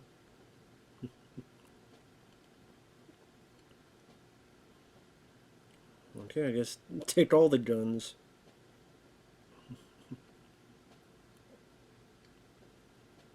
Well, I guess there are witnesses, so...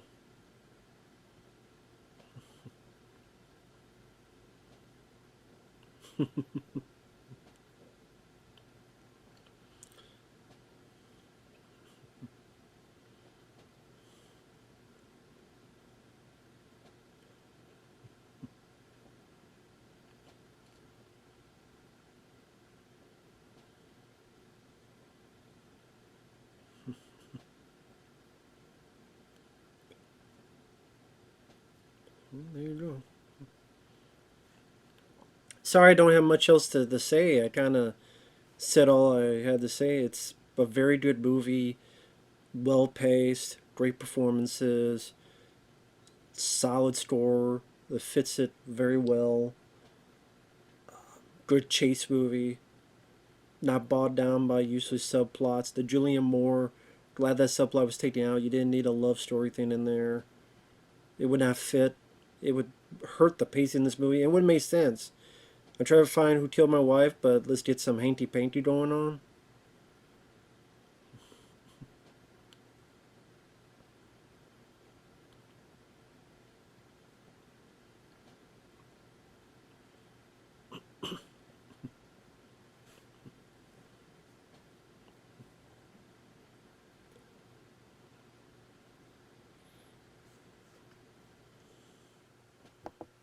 So now he's going to showcase in front of everybody, just tell them all what's going on.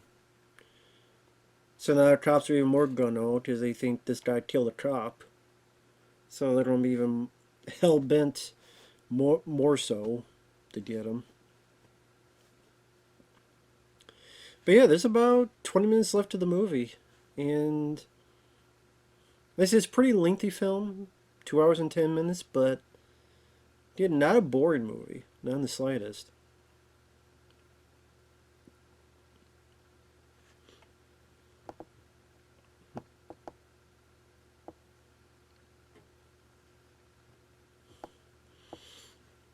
And as we get into the finale here,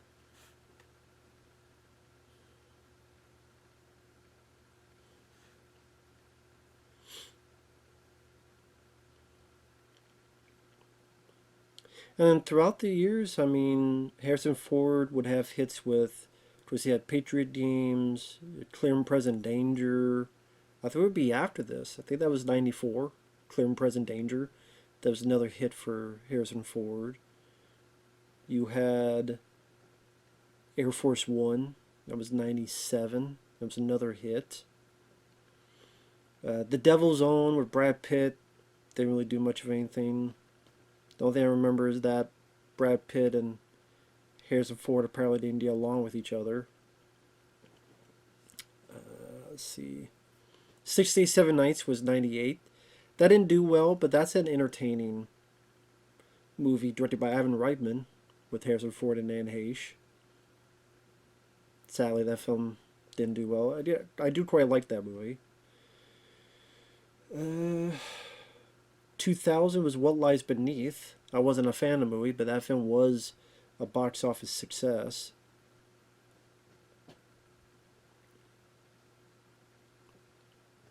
I'm trying to think what he did in the early 2000s. I know he's, of course, done stuff, but for some reason I cannot remember.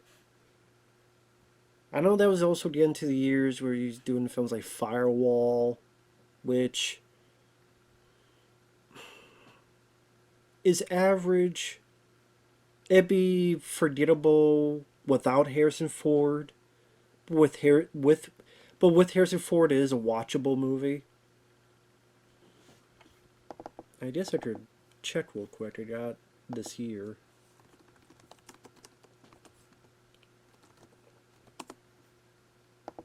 Let's check real quick.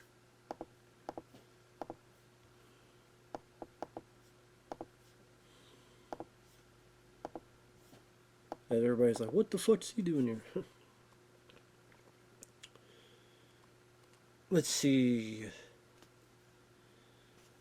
1990, Presumed Innocent. 91, Regarding Henry. Presumed Innocent, that was a box office hit. People may forget that. Regarding Henry. I just... Did that make money? Maybe it did. Made $43 million in the U.S. on a $25 million budget, so... I mean... Yeah, I don't know if you'd call it a flop. But Patriot Games, The Fugitive, Clear and Present Danger... I forgot about Sabrina, he did that. That's a film that didn't do anything, and romantic comedy. The Air Force One. Random Hearts, that didn't do anything. That was 99. The Lights Beneath. Hollywood Homicide I liked. I saw in the theater. But it didn't do well. Firewall was 2006. 2000, What Lies Beneath. 2002, K-19, The Widowmaker. That's a pretty bad movie in my opinion. 2003, Hollywood Homicide. 2006, Firewall. 2008, Indiana Jones and the Kingdom of the Crystal Skull. 2009, Crossing Over. 2010, Extraordinary Measures, Morning Glory. 2011, Cowboys and Aliens. Really enjoyed Cowboys and Aliens. Sally, that didn't do much of anything. He was in Expendables 3. He was in the new Star Wars films. Blade Runner 2049 I really enjoyed. He was in The Call of the Wild, Dial of Destiny. He's going to be in Captain America Brave New World.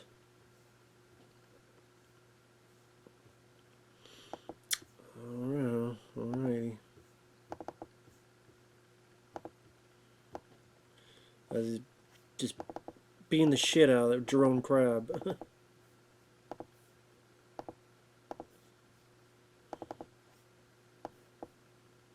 Alright.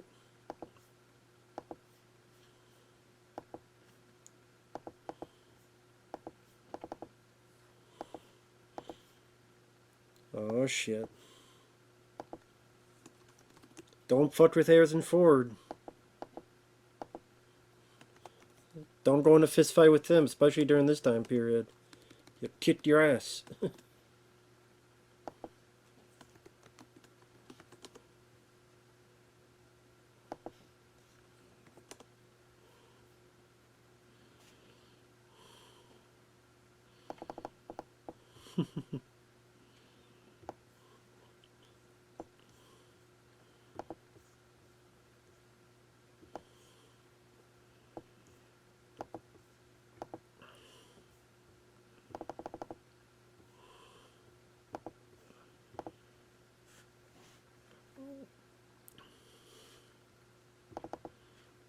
So yeah, that's what I read up. I mentioned this before. That apparently Joe Pantoliano was supposed to die in this section. I just Jeroen Krabbé was going to kill him. But I'm fine that they changed that. It didn't need to happen. Just had the guy knock him out and stuff.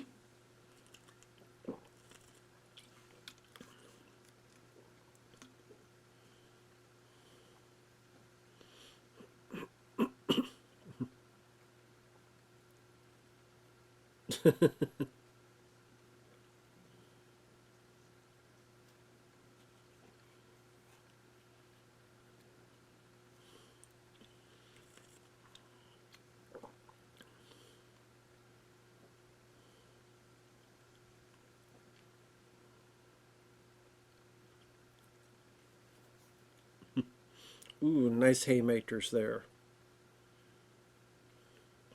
I don't say Tommy Lee Jones had to have heard something with that. Oh shit.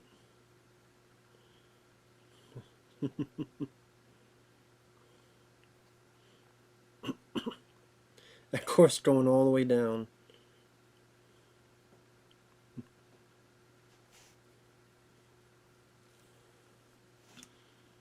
So,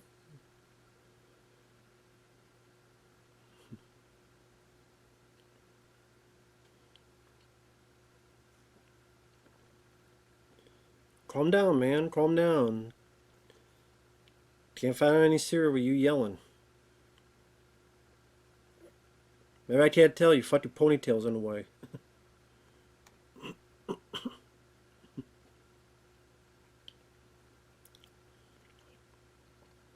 See, you saw a little bit of Harrison Ford jostling, waking up. You see his head moving kind of like this. Lead to wake him up here.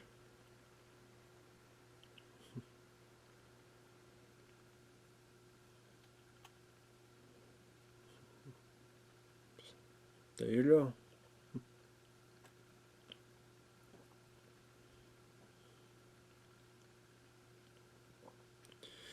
least you got them tired and bruised up from that fall, so it doesn't feel like nothing happened.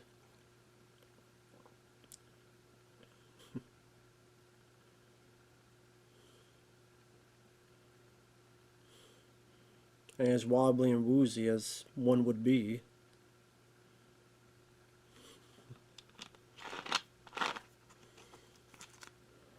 It's just to be you.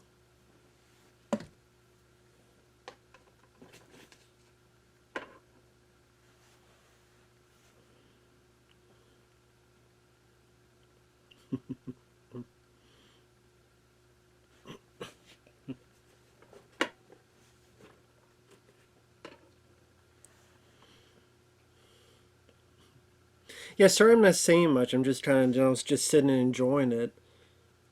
Like I said, don't really know what else to talk about.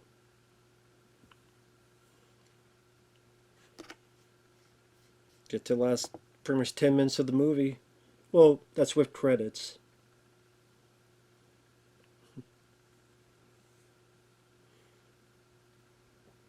But thanks once again, Johnny, for the request. I really do appreciate it. I'm sorry for all the stops and starts.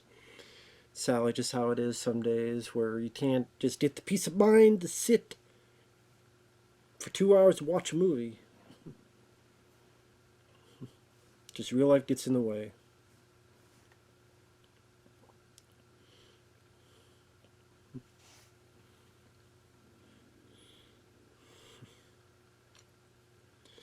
So we got 4 people here for our cat and mouse chase.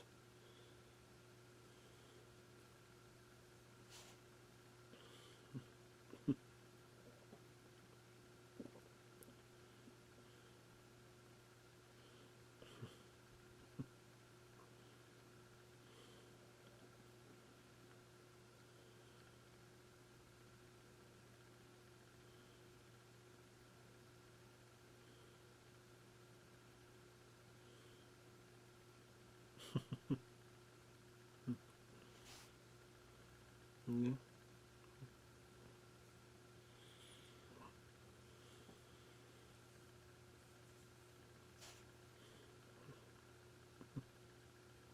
Well, you almost shot him in sight that when he was coming out of the talking with that guy through the mirror thing.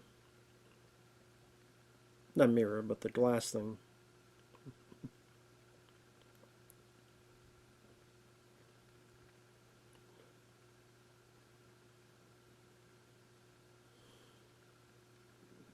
Mm-hmm.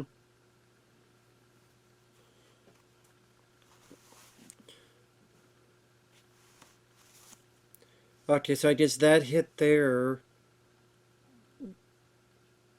where he got hit in the head.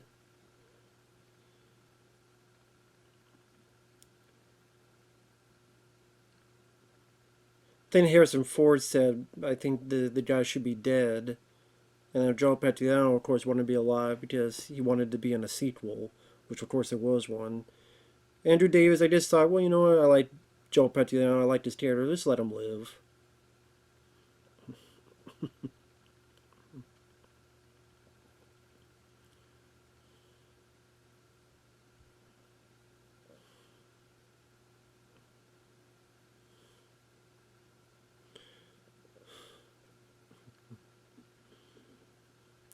Well, whether Tommy Lee Jones believed in what he was saying or not, he definitely believes it now since this guy was ready to shoot him.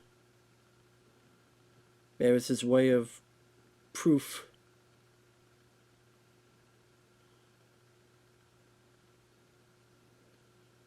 Yeah, one of the few scenes, probably the only scene from here on that they're in the same frame together.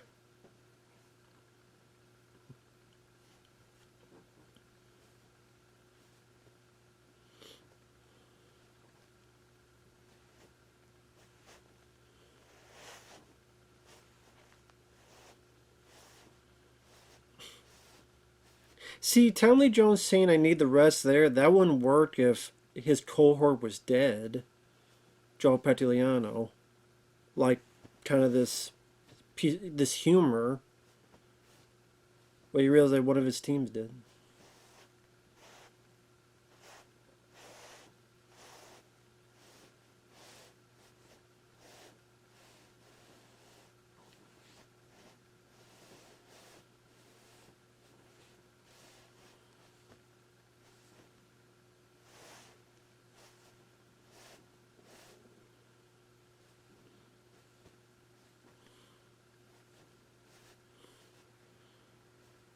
Yeah, this is Joe Pantoliano.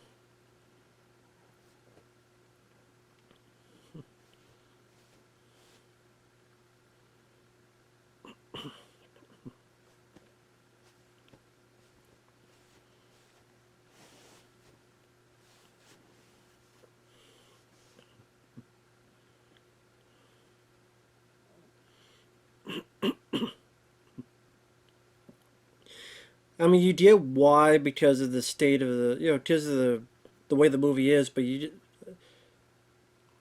wish to have seen more of these two guys working together. It's just there's no way to do that.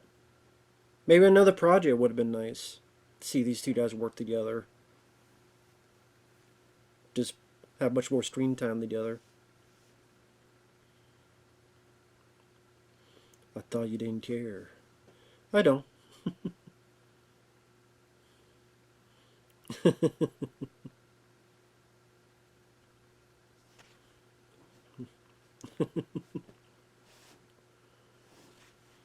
Well, there you go.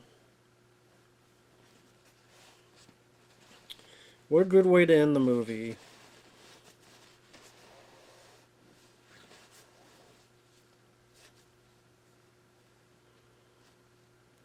Such a great film. As one person would say, they don't make, man, they don't make them like they used to. Yeah, look at Julianne Moore. She's fourth on the call sheet. You're sitting there like, why is she so high? Because at the end, there's a lot more scenes she was in that was cut out, but... Well, then, put her down on the call sheet more, since it's not in the movie. But whatever. Go figure. Like, Joe Pantoliano is in the film a lot more, and he got lower billing. Go figure. Jane Lynch was in the film more, and look how low she is. Fuck. So, oh well. With that said, great movie. What a great film. Still holds up to this day. Thanks for watching. Thanks once again, Johnny. Take care, everyone. We'll see you guys later. Bye-bye.